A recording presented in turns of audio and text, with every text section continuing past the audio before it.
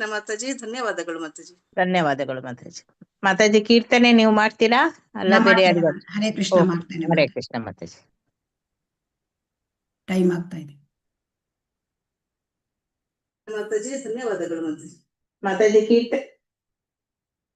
Hare Krishna Mataji, prayers ಹೇಳ್ಕೊಳ್ತೇನೆ ನಾನು.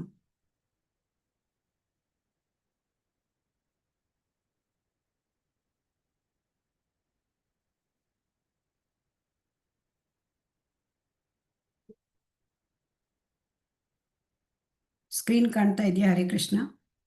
ಬಂತು ಮಾತಾಜಿ. ಹರೇ ಕೃಷ್ಣ. ಓಂ ಅಜ್ಞಾನತಿಮಿರಾಂಧಸ್ಯ ಜ್ಞಾನಾಂಜನಶಲಾಕಯ ಚಕ್ಷುರುನ್ಮೀಲಿತಂ ಯೇನ ತಸ್ಮೈ ಶ್ರೀಗುರವೇ ನಮಃ. ಶ್ರೀಚೈತನ್ಯಮನೋಭೀಷ್ಟಂ ಸ್ಥಾಪಿತಂ ಯೇನ ಭೂತಲೆ ಸ್ವಯಂ ರೂಪಃ ಕದಾ ಮಹ್ಯಂ ದದಾತಿ ಸ್ವಪದಾಂತಿಕಂ.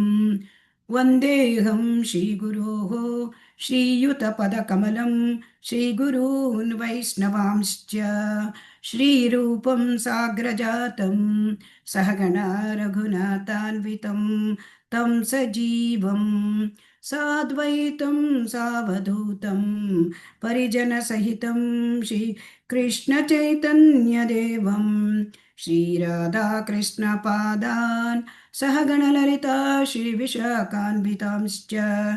हे कृष्णा करुणा सिंधो दीनबंधो जगत्पते गोपेशा गोपिका कांत राधा कांता नमोस्तुते. तप्त कांचन गौरांगी राधे वृंदावनेश्वरी वृषभानुसुते देवी प्रणमामि हरिप्रिये. वाञ्छाकल्पतरुभ्यश्च कृपा सिन्धुभ्य एव च पतितानां पावनेभ्यो वैष्णवेभ्यो नमो नमः. जय श्री कृष्ण चैतन्य प्रभु नित्यानंद श्री अद्वैत गदाधर श्रीवासादि गौरभक्तवृंद. हरे कृष्णा कृष्ण कृष्ण हरे हरे हरे राम राम राम हरे हरे.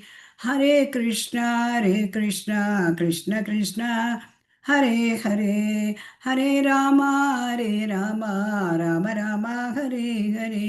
हरे कृष्णा कृष्ण कृष्ण हरे हरे हरे राम राम राम हरे हरे. हरे कृष्णा कृष्ण कृष्ण हरे हरे हरे राम राम राम हरे हरे. हरे कृष्ण कृष्ण कृष्ण हरे हरे हरे राम राम राम हरे हरे. श्री श्री राधा गोविंद की जय. श्री श्री गौरनिताय की जय. ಶ್ರೀಲ ಪ್ರಭುಪಾದ ಕಿ ಜೈ.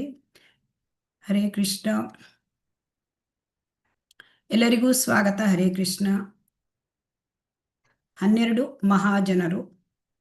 ಇವತ್ತಿನ ಈ ಒಂದು 12 ಮಹಾಜನರ ಬಗ್ಗೆ ತಿಳ್ಕೊಳ್ಳಿಕ್ಕೆ ನಾವು ಪ್ರಾರಂಭ ಮಾಡ್ತಾ ಇದ್ದೇವೆ. ಇವತ್ತು ನಾವು ಮೊಟ್ಟ ಮೊದಲು ಬ್ರಹ್ಮನ ಬಗ್ಗೆ ತಿಳಿದುಕೊಳ್ಳೋದು. ಅದಕ್ಕೆ ನಿಮಗೆಲ್ಲರಿಗೂ ಕೂಡ ಸ್ವಾಗತ, ಸುಸ್ವಾಗತ. ಓಂ ನಮೋ ಭಗವತೆ ವಾಸುದೇವಾಯ. ಓಂ ನಮೋ ಭಗವತೆ ವಾಸುದೇವಾಯ. ಓಂ ನಮೋ ಭಗವತೆ ವಾಸುದೇವಾಯ. ನಾರಾಯಣಂ ನಮಸ್ಕೃತ್ಯ ನರಂ ಚೈವ ನರೋತ್ತಮಂ ದೇವೀಂ ಸರಸ್ವತೀಂ ವ್ಯಾಸಂ ತತೋ ಜಯಮುದೀರಯೇತ್.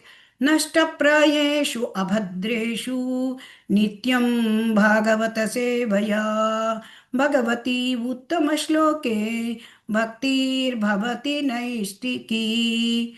ಕೃಷ್ಣಾಯ ವಾಸುದೇವಾಯ ದೇವಕೀ ನಂದನಾಯ ಚ ನಂದಗೋಪಕುಮಾರಾಯ ಗೋವಿಂದಾಯ ನಮೋ ನಮಃ. ಕೃಷ್ಣಾಯ ವಾಸುದೇವಾಯ ದೇವಕೀ ನಂದನಾಯ ಚ ನಂದಗೋಪಕುಮಾರಾಯ ಗೋವಿಂದಾಯ ನಮೋ ನಮಃ. ಹರೇ ಕೃಷ್ಣ. ಹರೇ ಕೃಷ್ಣ ಎಲ್ಲರಿಗೂ. ಹರೇ ಕೃಷ್ಣ ಮಾತಾಜಿ. ಸ್ಟಾರ್ಟ್. ಹರೇ ಕೃಷ್ಣ.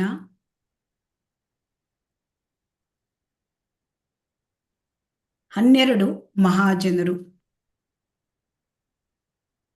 12 ಮಹಾಜನರು ಅಂದ್ರೆ ಅರ್ಥ ಯಾರಿಗಾದ್ರೂ ಗೊತ್ತಿದೆಯಾ? ಹರೇ ಕೃಷ್ಣ. ಹರೇ ಕೃಷ್ಣ.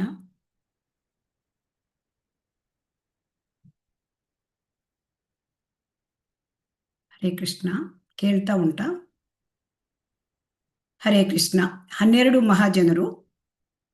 ಈ ವೈಷ್ಣವ ತತ್ವಶಾಸ್ತ್ರದಲ್ಲಿ ಮಹಾಜನ ಅಥವಾ ಮಹಾನ್ ವ್ಯಕ್ತಿ ಅಂದ್ರೆ ಯಾರು ಅಂದರೆ ಭಗವಂತನ ಭಕ್ತಿಯ ತತ್ವವನ್ನು ಸಂಪೂರ್ಣವಾಗಿ ತಿಳಿದಿರುವರು ಮತ್ತು ಅದನ್ನು ಇತರರಿಗೆ ಬೋಧಿಸಲಿಕ್ಕೆ ಪರಮ ಪ್ರಾಮಾಣಿಕೃತರಾದ ಆಚಾರ್ಯರು, ಇವರೇ ಮಹಾಜನರು. ಇವರಲ್ಲಿ 12 ಜನರನ್ನು ಮಹಾಜನರು ಎಂದು ತಿಳಿಯಲಾಗಿದೆ. ಈ 12 ಜನ ಮಹಾಜನರನ್ನು ಶ್ರೀಮದ್ ಭಾಗವತದ 6ನೇ ಸ್ಕಂದ 3ನೇ ಅಧ್ಯಾಯದ 20-21ನೇ ಶ್ಲೋಕದಲ್ಲಿ ಯಮರಾಜನು ತನ್ನ ಸೇವಕರಿಗೆ ಹೇಳುವ ಮೂಲಕ ಇಲ್ಲಿ ಉಲ್ಲೇಖವಾಗಿದೆ.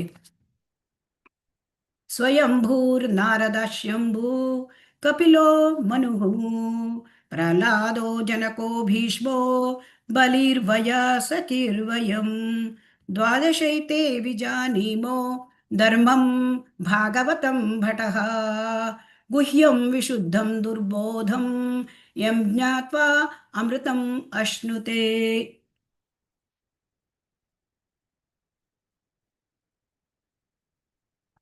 ಅಂದ್ರೆ ಈ 12 ಜನ ಮಹಾಜನರು ಧರ್ಮದ ತತ್ವವನ್ನು, ನಿಜವಾದ ಧರ್ಮದ ತತ್ವವನ್ನು ತಿಳಿದುಕೊಂಡಿದ್ದಾರೆ.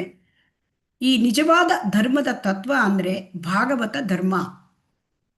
ಭಾಗವತ ಧರ್ಮ ಅಂತಂದ್ರೆ ಪರಮಪ್ರಭು ಭಗವಾನ್ ಶ್ರೀಕೃಷ್ಣನಿಗೆ ಶರಣಾಗುವುದು ಮತ್ತು ಅವನಿಗೆ ಪ್ರೀತಿಪೂರ್ವಕವಾಗಿ ಭಕ್ತಿ ಸೇವೆಯನ್ನು ಸಲ್ಲಿಸುವುದು. ಇದೇ ಭಾಗವತ ಧರ್ಮ. ಇದು ಅತ್ಯಂತ ರಹಸ್ಯಮಯವಾದದ್ದು. ಸಾಮಾನ್ಯರಿಗೆ, ಜನಸಾಮಾನ್ಯರಿಗೆ ಇದನ್ನ ತಿಳಿದುಕೊಳ್ಳುವುದು ಕಷ್ಟವಾಗಿದೆ. ಸೊ ಅದನ್ನ ತಿಳಿದರೆ ಒಬ್ಬನು ತಕ್ಷಣವೇ ಅವನು ಈ ಜನ್ಮ ಮೃತ್ಯು ಜರಾವ್ಯಾಧಿ, ಈ ಭೌತಿಕ ಪ್ರಪಂಚದ ತಾಪತ್ರಯಗಳು ಇದರಿಂದ ಮುಕ್ತನಾಗ್ತಾನೆ ಮತ್ತು ಭಗವದ್ಧಾಮಕ್ಕೆ ಹಿಂತಿರುಗುತ್ತಾನೆ. ಹಾಗಾಗಿ ಈ 12 ಜನ ಮಹಾಜನರು ಯಾರು ಎಂದು ನೋಡೋಣ. ಒಂದು, ಬ್ರಹ್ಮ. ಮೊಟ್ಟ ಮೊದಲನಾಗಿ ಬ್ರಹ್ಮ ಸ್ವಯಂಭೂ ಸೃಷ್ಟಿಕರ್ತ, ಅಂದರೆ ವಿಸರ್ಗ, 2ನೇ ಸೃಷ್ಟಿಯನ್ನು ಮಾಡ್ತಕ್ಕಂತಹ ಬ್ರಹ್ಮ. ಬ್ರಹ್ಮ ಮಾಧ್ವ ಗೌಡಿಯ ಸಂಪ್ರದಾಯದ ಮೂಲ ಆಚಾರ್ಯರು ಇವರು. ಆಮೇಲೆ 2ನೇಯದು ನಾರದ ಮುನಿ, ಬ್ರಹ್ಮನ ಮಾನಸ ಪುತ್ರ, ಸದಾ ಭಗವಂತನ ನಾಮ ಸಂಕೀರ್ತನ ಮಾಡ್ತಕ್ಕಂಥ ದೇವರ್ಷಿ ಬ್ರಹ್ಮ. 3, ಭಗವಾನ್ ಶಿವ ಅಥವಾ ಶಂಭು, ಲಾರ್ಡ್ ಶಿವ, ಬ್ರಹ್ಮಾಂಡದ ಲಯಕರ್ತ. ಅವನು ವೈಷ್ಣವಾನಾಂ ಯಥಾಶಂಭು, ಅಂದರೆ ವೈಷ್ಣವರಲ್ಲೇ ಅತಿ ಶ್ರೇಷ್ಠನಾದವನು. 4 ಕುಮಾರರು, 4 ಕುಮಾರರು, ಸನಕ, ಸನಂದನ, ಸನಾತನ, ಸನತ್ ಕುಮಾರ. ಇವರು ಬ್ರಹ್ಮನ ಮಕ್ಕಳಾಗಿದ್ದು ಸದಾ ಚಿಕ್ಕ ಮಕ್ಕಳ ತರ, ಅಂದರೆ 5 ವರ್ಷದ ಮಕ್ಕಳ ರೂಪದಲ್ಲಿ ಇರ್ತಕ್ಕಂತಹ ಮಹಾಬ್ರಹ್ಮಚಾರಿಗಳು. 5 ಕಪಿಲ, ದೇವಹೂತಿಯ ಮಗ ಕಪಿಲ. ಅವನು ಶ್ರೀಕೃಷ್ಣನ ಅವತಾರ, ಭಕ್ತಿಯೋಗ ಸಹಿತವಾದ ಸಾಂಖ್ಯತತ್ವವನ್ನು ಬೋಧಿಸಿದವನು. 6 ಮನು, ಸ್ವಯಂಭುವ ಮನು, ಬ್ರಹ್ಮನ ಮಗ ಸ್ವಯಂಭುವ ಮನು, ಮಾನವ ಜನಾಂಗದ ಮೂಲ ಪಿತಾಮಹ ಪ್ರಜಾಪತಿ. 7 ಪ್ರಹ್ಲಾದ ಮಹಾರಾಜ, ಭಗವಂತನ ಮೇಲಿನ ಭಕ್ತಿಯಿಂದ ಬಾಲ್ಯದಿಂದಲೇ ತಂದೆಯಿಂದ ಅತ್ಯಂತ ಕಷ್ಟಗಳನ್ನು ಎದುರಿಸಿದ ಪರಮ ಭಕ್ತ ಪ್ರಹ್ಲಾದ ಮಹಾರಾಜ. 8 ಜನಕ ಮಹಾರಾಜ, ಸೀತಾದೇವಿಯ ತಂದೆ. ರಾಜನಾಗಿದ್ದರೂ ಅವನು ವಿರಕ್ತನಾಗಿ ಕರ್ತವ್ಯವನ್ನು ನಿರ್ವಹಿಸಿದ ರಾಜರ್ಷಿ. 9 ಭೀಷ್ಮ ಪಿತಾಮಹ, ಭಗವಾನ್ ಶ್ರೀಕೃಷ್ಣನ ಪರಮ ಭಕ್ತ ಹಾಗೂ ವೀರ ಯೋಧ. 10 ಬಲಿ ಮಹಾರಾಜ, ತನ್ನ ಸರ್ವಸ್ವವನ್ನು ತ್ಯಾಗ ಮಾಡಿ ಭಗವಾನ್ ವಾಮನನಿಗೆ ಸಂಪೂರ್ಣವಾಗಿ ಶರಣಾಗತನಾದ ಭಕ್ತ. ಶುಕದೇವ ಗೋಸ್ವಾಮಿ 11. ವೇದವ್ಯಾಸರ ಪುತ್ರ ಹಾಗೂ ಶ್ರೀಮದ್ ಭಾಗವತವನ್ನು ಮೊದಲು ವಿವರಿಸಿದ ಪರಮಹಂಸ ಭಕ್ತ. 12. ಯಮರಾಜ, ಇವನು ಧರ್ಮರಾಜ ಮತ್ತು ಮೃತ್ಯುಲೋಕದ ನ್ಯಾಯಾಧೀಶ. ಅವರನ್ನು ಏಕೆ ಮಹಾಜನರು ಅಂತ ಕರೀತಾರೆ? ಹಾಗಾಗಿ ಈಗ ಈ ಒಂದು ಶ್ಲೋಕದಲ್ಲಿ ಈಗ ನಾವು ನೋಡಿದ ಶ್ಲೋಕ, ದ್ವಾದಶೈತೆ ವಿಜಾನೀಮೋ ಧರ್ಮಂ ಭಾಗವತಂ ಭಟಾಹ ಗುಹ್ಯಂ ವಿಶುದ್ಧಂ ದುರ್ಬೋಧಂ ಯಂ ಜ್ಞಾತ್ವ ಅಮೃತಮಶ್ನುತೆ. ಸೊ ಈ 12 ಮಹಾಜನರು ಭಾಗವತ ಧರ್ಮದ ರಹಸ್ಯವನ್ನು ತಿಳಿದಿದ್ದಾರೆ ಎಂದು ಯಮರಾಜನೇ ಘೋಷಿಸುತ್ತಾನೆ. ಹೀಗಾಗಿ ಈ ಭಾಗವತ ಧರ್ಮ, ಈ ಭಕ್ತಿ ಯೋಗ, ಇದನ್ನ ಸಾಮಾನ್ಯರಿಗೆ ತಿಳಿಯುವುದಕ್ಕೆ ಕಷ್ಟವಾಗಿದ್ದರಿಂದ ಈ 12 ಮಂದಿ ಮಹಾಜನರು ಮಾತ್ರ ಇದರ ಬಗ್ಗೆ ನಮಗೆ ದಾರಿ ತೋರಿಸಲಿಕ್ಕೆ ಅರ್ಹರಾಗಿದ್ದಾರೆ.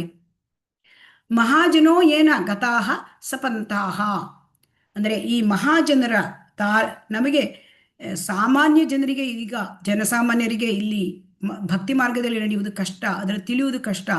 ಸೊ ಹಾಗಾಗಿ ಇವರು ಮಹಾಜನರು ಅದನ್ನು, ಆ ಭಕ್ತಿ ಮಾರ್ಗವನ್ನು ಸಂಪೂರ್ಣವಾಗಿ ಅರಿತಿದ್ದಾರೆ ಮತ್ತು ಅದನ್ನು ಅವರು ಆಚರಣೆಯಲ್ಲಿ ಸತತವಾಗಿ ಆಚರಣೆಯಲ್ಲಿದ್ದಾರೆ. ಆದ್ದರಿಂದ ಇವರು ನಮಗೆ ಆ ಮಾರ್ಗವನ್ನು ತೋರಿಸ್ಲಿಕ್ಕೆ ಅರ್ಹರು. ಅವರು ನಡೆದ ಹಾದಿಯಲ್ಲಿ ನಾವು ಅದನ್ನು ಅನುಸರಿಸಬೇಕು. ಮಹಾಭಾರತದಲ್ಲೂ ಕೂಡ ಇದನ್ನ ವನಪರ್ವದಲ್ಲಿ ಹೇಳಿದ್ದಾರೆ. ತರ್ಕದ ಮೂಲಕ ಸತ್ಯವನ್ನು ಸಾಧಿಸಲಿಕ್ಕೆ ಸಾಧ್ಯ ಇಲ್ಲ. ತರ್ಕೋ ಅಪ್ರತಿಷ್ಠ. ಯಾಕೆ ಅಂತಂದ್ರೆ ಒಬ್ಬ ಮುನಿಯ ಅಭಿಪ್ರಾಯ ಮತ್ತೊಬ್ಬ ಮುನಿಯ ಅಭಿಪ್ರಾಯಕ್ಕಿಂತ ಭಿನ್ನವಾಗಿರುತ್ತದೆ. ಸೊ ಹಾಗಾಗಿ ಈ ಧರ್ಮದ ತತ್ವ ಗುಹ್ಯವಾದದ್ದು. ಮಹಾಜನರಿಂದ ಮಾತ್ರ ನಾವು ಸರಿಯಾದ ಮಾರ್ಗದಲ್ಲಿ ನಡ್ಕೊಳ್ಳಿಕ್ಕೆ ಸಾಧ್ಯವಾಗ್ತದೆ. ಯಾಕೆ ಅಂತಂದ್ರೆ ಈ ಮಹಾಜನರು ಈ ಜೀವನದ ಯಾವುದೇ ಒಂದು ಪರಿಸ್ಥಿತಿ ಬರಲಿ, ಅವರು ಸಂಪೂರ್ಣವಾಗಿ ಭಗವಂತನಿಗೆ ಶರಣಾಗತಿಯನ್ನ ಪ್ರದರ್ಶನ ಮಾಡಿದ್ದಾರೆ. ಹಾಗೂ ಈ ಭಗವಂತನ ಉಪದೇಶಗಳು, ಬೋಧನೆಗಳು ಶ್ರುತಿ ಮತ್ತು ಸ್ಮೃತಿ ಇವರಲ್ಲಿ ಇರುತ್ತದೆ. ಇದನ್ನ ಹೇಗೆ ಕಾರ್ಯರೂಪಕ್ಕೆ ತರುವುದು, ನಮ್ಮ ನಿಜ ಜೀವನದಲ್ಲಿ ಅದನ್ನ ಹೇಗೆ ಅಳವಡಿಸಿಕೊಳ್ಳುವುದು, ಇದನ್ನ ತಮ್ಮ ಆಚರಣೆಯಿಂದ ತೋರಿಸ್ತಕ್ಕಂಥವರೇ ಈ ಮಹಾಜನರು. ಹಾಗಾಗಿ ಮಹಾಜನರು ಆಚಾರ ಪ್ರಚಾರ, ಆಚರಣೆ ಮಾಡ್ತಾರೆ ಮತ್ತು ಪ್ರಚಾರವನ್ನು ಮಾಡ್ತಾರೆ. ಹಾಗಾಗಿ ಇಲ್ಲಿ ಕೃಷ್ಣ ಪ್ರಜ್ಞೆಯಲ್ಲಿರ್ತಕ್ಕಂಥ ಭಕ್ತರು ಈ ಮಹಾಜನರಿಂದ ಕಲಿಯತಕ್ಕಂತಹ ಪಾಠ ಏನು, ಮಹತ್ವದ ಪಾಠಗಳು ಏನು ಅಂತ ನಾವು ನೋಡೋಣ. ಬ್ರಹ್ಮನ ಈ ಗುರು ಶಿಷ್ಯ ಪರಂಪರೆಯ ಒಂದು ಮಹತ್ವ, ಬ್ರಹ್ಮನಿಂದಲೇ ಬ್ರಹ್ಮ ಮಾಧ್ವ ಗೌಡಿಯ ಸಂಪ್ರದಾಯ, ನಮ್ಮ ಇಸ್ಕಾನ್ ಸಂಪ್ರದಾಯ ಇದರಿಂದ ಬಂದಿದೆ. ಸೊ ಹಾಗಾಗಿ ಹೇಗೆ ಸಂಪ್ರದಾಯ ಬಂತು? ಬ್ರಹ್ಮ ಸಂಪ್ರದಾಯದಲ್ಲಿ ನಮಗೆ ಗೊತ್ತಿದ್ದ ಹಾಗೆ 4 ಸಂಪ್ರದಾಯಗಳಿದೆ. ಅದು ಎಲ್ಲವೂ ಕೂಡ ಭಗವಂತ ಕೃಷ್ಣನಿಂದ ಆಕರವಾದದ್ದು. ಸೊ ಬ್ರಹ್ಮ ಸಂಪ್ರದಾಯ, ರುದ್ರ ಸಂಪ್ರದಾಯ, ಶ್ರೀ ಸಂಪ್ರದಾಯ ಮತ್ತು ಕುಮಾರ ಸಂಪ್ರದಾಯ. ಅದರಲ್ಲಿ ಬ್ರಹ್ಮ ಸಂಪ್ರದಾಯ ಈ ಬ್ರಹ್ಮನಿಂದ ಅದು ಪ್ರಾರಂಭವಾಗಿದೆ. ಆದ್ದರಿಂದ ಭಗವಂತನಿಂದ ಬ್ರಹ್ಮ ಜ್ಞಾನವನ್ನು ನೇರವಾಗಿ ಸ್ವೀಕರಿಸಿದ್ದ. ಸೊ ಅದನ್ನ ಪರಂಪರೆಯಲ್ಲಿ ಮುಂದುವರಿಸಿದ. ಸೊ ಹಾಗಾಗಿ ಈ ಅಧಿಕೃತ ಸಂಪ್ರದಾಯದ ಮಾರ್ಗವನ್ನು ನಾವು ಅನುಸರಿಸಬೇಕು. ಪ್ರಹ್ಲಾದ ಮಹಾರಾಜನಿಂದ ನಾವು ಕಲಿಯತಕ್ಕಂಥ ಅಂಶ ಅಂದರೆ ದೃಢವಾದ ಭಕ್ತಿ, ಸಹಿಷ್ಣುತೆ. ಎಷ್ಟು ತೀವ್ರ ವಿರೋಧ, ತಂದೆ ಹಿರಣ್ಯಕಶಿಪು ತುಂಬ ವಿರೋಧ, ಕೊಲ್ಲಲಿಕ್ಕೆ ತುಂಬ ಪ್ರಯತ್ನ ಪಟ್ಟರು. ಆದರೂ ಕೂಡ ಅದನ್ನೆಲ್ಲವನ್ನು ಸಹಿಸಿಕೊಂಡು ದೃಢಭಕ್ತಿಯನ್ನು ಮಾಡಿದ ಒಂದು ಪ್ರಹ್ಲಾದ ಮಹಾರಾಜ, ಚಿಕ್ಕ ಬಾಲಕ. ಸೊ ಅವನಿಂದ ನಾವು ದೃಢಭಕ್ತಿಯನ್ನು ಹೇಗೆ ಮಾಡುವುದು, ಸಹಿಷ್ಣುತೆಯನ್ನು ಹೇಗೆ ಕಲಿಯುವುದು, ಇದನ್ನ ನಾವು ತಿಳ್ಕೊಳ್ಬಹುದು. ಭಗವಾನ್ ಶಿವ ವಿನಯ. ಸೊ ವೈಷ್ಣವಾನಾಂ ಯಥಾ ಶಂಭೋ. ಸೊ ವೈಷ್ಣವರಿಗೆ ವಿನಯವೇ ಆಭರಣ. ಸೊ ಹಾಗಾಗಿ ಪರಮ ವೈಷ್ಣವರ ಈ ಭಗವಾನ್ ಶಿವ ಸೊ ವಿನಯವಂತ. ಸೊ ಅವನಿಂದ ನಾವು ಕಲಿಬೇಕಾದ್ದು ವಿನಯ. ಮತ್ತು ಯಾವಾಗಲೂ ಅವನು ರಾಮನ ಧ್ಯಾನ ಅಂದರೆ ಸಂಕರ್ಷಣನ ಧ್ಯಾನದಲ್ಲಿ ಇರ್ತಾನೆ. ಶಿವ ಅಂದರೆ ಚತುರ್ಮುಖ ಬ್ರಹ್ಮ ಬೋಲೆ ಕೃಷ್ಣ ಕೃಷ್ಣ, ಪಂಚಮುಖ ಶಿವ ಬೋಲೆ ರಾಮ ರಾಮ. ಹಾಗಾಗಿ ಯಾವಾಗಲೂ ಕೂಡ ರಾಮನ ಧ್ಯಾನದಲ್ಲಿ ಇರ್ತಾರೆ. ಸೊ ಭಗವಾನ್ ಶಿವ. ಕಪಿಲ ದೇವರು ಜ್ಞಾನಯುಕ್ತ ಭಕ್ತಿ. ಇಲ್ಲಿ ದೇಹ ಮತ್ತು ಆತ್ಮ ವಿಶ್ಲೇಷಣಾತ್ಮಕ ಅಧ್ಯಯನ, ಸಾಂಖ್ಯ ಭಕ್ತಿ ಯೋಗವನ್ನ ಇವರು ತಿಳಿಸಿದ್ದಾರೆ. ಇದು ಕಪಿಲ ದೇವರು ತಾಯಿ ದೇವಹೂತಿಯ ಮೂಲಕ ನಮಗೆ ಭಕ್ತಿ ಯೋಗವನ್ನು ಕೊಟ್ಟಿದ್ದಾರೆ. ಶುದ್ಧ ಭಕ್ತಿಯ ಜ್ಞಾನದಿಂದ ತಿಳ್ಕೊಳ್ಬಹುದು. ಭೀಷ್ಮ ಪಿತಾಮಹ ಭಗವಂತನ ಇಚ್ಛೆಗೆ ಶರಣಾಗತಿ. ಭಗವಂತ ಏನು ಇಚ್ಛಿಸುತ್ತಾನೆ ಅದನ್ನೇ ಅವರು ಮಾಡ್ತಕ್ಕಂಥದ್ದು. ಸೊ ಹಾಗಾಗಿ ಅವರು ರಾಜಧರ್ಮವನ್ನ ನಿರ್ವಹಿಸ್ತಾ ಇದ್ದು ಅಂತಿಮ ಕ್ಷಣದಲ್ಲಿ ಶ್ರೀಕೃಷ್ಣನನ್ನು ಅಲ್ಲಿ ಮನಸ್ಸನ್ನು ಕೇಂದ್ರೀಕರಿಸಿ ಮತ್ತೆ ತಮ್ಮ ಇಚ್ಛಾಮರಣಿಯಾಗುವ ಶಕ್ತಿಯನ್ನು ಹೊಂದಿದ್ರು. ಹಾಗಾಗಿ ಭಗವಂತನ ಸೇವೆಗಾಗಿ ನಾವು ಯಾವುದೇ ಪಾತ್ರ ನಿರ್ವಹಿಸಲಿಕ್ಕೆ ಇವರಿಂದ ನಾವು ಕಲಿಬೇಕು. ಬಲಿ ಮಹಾರಾಜ ಸಂಪೂರ್ಣ ಶರಣಾಗತಿ, ಆತ್ಮನಿವೇದನೆ. ಸೊ ಭಗವಾನ್ ವಾಮನನಿಗೆ ಸಂಪೂರ್ಣ ತನ್ನ ಶರೀರವನ್ನು ತನ್ನ ಸರ್ವ ಸಂಪತ್ತನ್ನು ಕೂಡ ವಾಮನ ದೇವನಿಗೆ ಅರ್ಪಿಸಿ ಅವರು ಆತ್ಮನಿವೇದನೆಯನ್ನು ಮಾಡಿಕೊಂಡ್ರು. ಹಾಗಾಗಿ ನಾವು ಬಲಿ ಮಹಾರಾಜರಿಂದ ಸರ್ವಸ್ವವನ್ನು ತ್ಯಾಗ ಮಾಡುವ ಮನೋಭಾವವನ್ನು ಕಲಿಯಬೇಕು. ಶುಕದೇವ ಗೋಸ್ವಾಮಿ ಹುಟ್ಟಿನಿಂದಲೇ ಮುಕ್ತಾತ್ಮ, ಹುಟ್ಟಿನಿಂದಲೇ ಭೌತಿಕ ಆಸಕ್ತಿಗಳಿಂದ ವಿರಕ್ತನ. ಆದ್ದರಿಂದ ಈ ಶುಕದೇವ ಗೋಸ್ವಾಮಿಯಿಂದ ಪರಮ ವಿರಕ್ತಿಯನ್ನು ನಾವು ಕಲಿಬೇಕು. ಕೃಷ್ಣ ಕಥೆಗಳ ಶ್ರವಣ ಮತ್ತು ಕೀರ್ತನೆಯನ್ನ ಅದರ ಶ್ರೇಷ್ಠತೆಯನ್ನು ತೋರಿಸಿದರು. ಭಾಗವತವನ್ನ ಕೀರ್ತನೆ ಮಾಡಿದ್ದಾರೆ ಪರೀಕ್ಷಿತ್ ಮಹಾರಾಜನಿಗೆ. ಯಮರಾಜ ಕಾನೂನು ಮತ್ತು ನ್ಯಾಯದ ಅರಿವು. ಆ ನ್ಯಾಯಾಧೀಶ ಅಂದರೆ ಈ ಮೃತ್ಯುಲೋಕದ ನ್ಯಾಯಾಧೀಶ. ಹಾಗಾಗಿ ಭಗವಂತನ ನಾಮದ ಮಹಿಮೆಯನ್ನು ಅರಿತುಕೊಂಡ ನ್ಯಾಯಾಧೀಶ. ಸೊ ಈ ಯಮರಾಜನಿಂದ ನಾವು ಕಲಿಯೋದು ಏನು ಅಂದರೆ ಭಗವಂತನ ನಾಮವು ಎಲ್ಲ ಪಾಪಗಳನ್ನು ನಿವಾರಣೆ ಮಾಡುತ್ತೆ ಅಂತ ಭಕ್ತರಿಗೆ ಸದಾ ನೆನಪಿಸ್ತಾನೆ. ಹಾಗಾಗಿ ಈ 12 ಮಹಾಜನರ ಜೀವನವನ್ನು ನಾವು ಅಧ್ಯಯನ ಮಾಡೋದ್ರಿಂದ ಭಕ್ತರು ಭಕ್ತಿ ಮಾರ್ಗದಲ್ಲಿ ಎದುರಾಗುವ ಯಾವುದೇ ಸವಾಲನ್ನು ಹೇಗೆ ಎದುರಿಸಬೇಕು ಮತ್ತು ಭಗವಂತನ ಜೊತೆ ಶಾಶ್ವತ ಸಂಬಂಧವನ್ನು ಹೇಗೆ ಸ್ಥಾಪಿಸಬೇಕು ಎಂಬುದನ್ನು ಕಲಿಯುತ್ತಾರೆ. ಸೊ ಹಾಗಾಗಿ ನಾವು ಭಕ್ತಿ ಮಾರ್ಗದಲ್ಲಿ ಇದ್ದೇವೆ. ಹಾಗಾಗಿ ನಮ್ಮೆಲ್ಲರಿಗೂ ಕೂಡ ಹೇಗೆ ನಾವು ಭಕ್ತಿಯಲ್ಲಿ ಬರ್ತಕ್ಕಂಥ ಅಡೆತಡೆಗಳನ್ನು ಎದುರಿಸಬೇಕು, ನಾವು ಹೇಗೆ ಭಗವಂತನ ಜೊತೆ ಸಂಬಂಧ ಮಾಡಬೇಕು, ಇಂತಹ ಪ್ರಶ್ನೆಗಳು ನಮ್ಮಲ್ಲಿ ಉದ್ಭವ ಆಗುತ್ತೆ ಅಲ್ವಾ? ಹರೇ ಕೃಷ್ಣ. ಹೌದು ಮಾತಾಜಿ. ಹಾಗಾಗಿ ಇವತ್ತಿನ ದಿನ ಹೌದು ಮಾತಾಜಿ. ಹಾಗಾಗಿ ಇವತ್ತಿನಿಂದ ನಾವು 12 ದಿವಸಗಳ ಕಾಲ ಪ್ರತಿ ದಿವಸ ಒಬ್ಬೊಬ್ಬ ಮಹಾಜನರ ಬಗ್ಗೆ ನಾವು ತಿಳಿದುಕೊಳ್ಳಲಿಕ್ಕೆ ಇದ್ದೇವೆ. ಈಗ ಬ್ರಹ್ಮನ ಬಗ್ಗೆ ತಿಳಿದುಕೊಳ್ಳೋಣ. ಹರೇ ಕೃಷ್ಣ. ಅದಾಗಲ್ಲ ಅಂತಾನೆ ಬೇರೆ ಭಕ್ತಗ ಅದನ್ನ ತಗೊಳ್ತಿದ್ದೆ. ಹರೇ ಕೃಷ್ಣ ಹರೇ ಕೃಷ್ಣ ಹರೇ ಕೃಷ್ಣ ಕೃಷ್ಣ ಕೃಷ್ಣ ಹರೇ ಹರೇ ಹರೇ ರಾಮ ರಾಮ ರಾಮ ಹರೇ ಹರೇ. ಹರೇ ಕೃಷ್ಣ. ಬ್ರಹ್ಮ ಅಂತಂದ್ರೆ ಅದು ಒಂದು ಪೋಸ್ಟ್. ಬ್ರಹ್ಮ ಅಂದ್ರೆ ಒಂದು ಸ್ಥಾನಮಾನ. ಈ ಬ್ರಹ್ಮ ಹೇಳ್ತಕ್ಕಂಥದ್ದು ಅವರು ಇಲ್ಲಿ ನಮ್ಮ ಭೌತಿಕ ಪ್ರಪಂಚದಲ್ಲಿ ಅಪರಿಮಿತವಾದ ಬ್ರಹ್ಮಾಂಡಗಳಿವೆ. ಈ ಅಪರಿಮಿತ ಬ್ರಹ್ಮಾಂಡದಲ್ಲಿ ಪ್ರತಿಯೊಂದು ಬ್ರಹ್ಮಾಂಡಕ್ಕೂ ಕೂಡ ಒಬ್ಬೊಬ್ಬ ಬ್ರಹ್ಮರು ಇರ್ತಾರೆ. ಅಂದರೆ ಎಷ್ಟು ಬ್ರಹ್ಮರು ಇರಬಹುದು.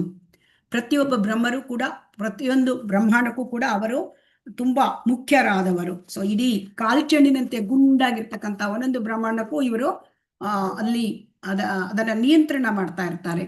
ಸೊ ಹಾಗಾಗಿ ಬ್ರಹ್ಮನ ಒಂದು ಪೋಸ್ಟ್ ಸ್ಥಾನಮಾನ ತುಂಬಾ ಜವಾಬ್ದಾರಿಯುತವಾದದ್ದು. ಸೊ ಹಾಗಾಗಿ ಈ ಬ್ರಹ್ಮ ಇಲ್ಲಿ ನೋಡಿ, ನಮ್ಮ ಬ್ರಹ್ಮಾಂಡಕ್ಕೆ 4 ತಲೆಯ ಬ್ರಹ್ಮ. ನಾವಿರ್ತಕ್ಕಂಥ ಬ್ರಹ್ಮಾಂಡ ಚಿಕ್ಕದು. ಇದಕ್ಕಿಂತ ಅಷ್ಟೆಷ್ಟೋ ದೊಡ್ಡ ದೊಡ್ಡ ಬ್ರಹ್ಮಾಂಡಗಳಿವೆ. ಹಾಗಾಗಿ ಆ ಬ್ರಹ್ಮಾಂಡಗಳಲ್ಲಿ 10 ತಲೆಯ ಬ್ರಹ್ಮ, 20 ತಲೆಯ ಬ್ರಹ್ಮ, 100 ತಲೆಯ ಬ್ರಹ್ಮ, 1000 ತಲೆಯ ಬ್ರಹ್ಮ, 1,00,000 ತಲೆಯ ಬ್ರಹ್ಮ, ಹೀಗೆ ಅನೇಕ ಬ್ರಹ್ಮರುಗಳು ಬೇರೆ ಬೇರೆ ಒಂದು ಬ್ರಹ್ಮಾಂಡಗಳಲ್ಲಿ ಇರ್ತಾರೆ. ಸೊ ಈಗ ಹೇಗಾಯ್ತು ಅಂದ್ರೆ ಒಮ್ಮೆ ಬ್ರಹ್ಮ ಒಂದು ದ್ವಾರಕಕ್ಕೆ ಹೋದಾಗ ಕೃಷ್ಣನ ಭೇಟಿಗಾಗಿ ಹೋದ. ದ್ವಾರಪಾಲಕರು ನಿಲ್ಲಿಸಿದ್ರು.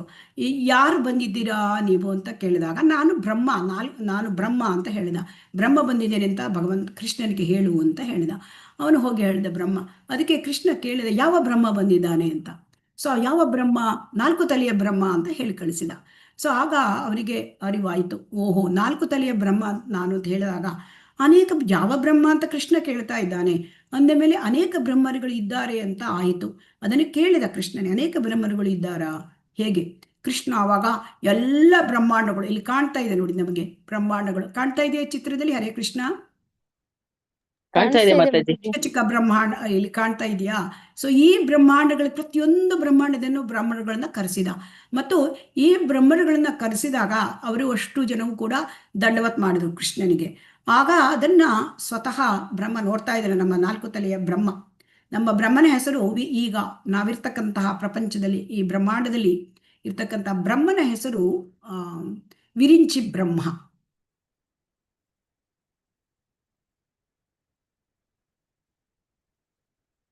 ಸೊ ಹಾಗಾಗಿ ಈ ಬ್ರಹ್ಮ, ಈ 4 ತಲೆಯ ಬ್ರಹ್ಮ ಇವರು, ಸೊ ಇವರಿಗೆ ತುಂಬಾ ಇದನ್ನಿಸ್ತು.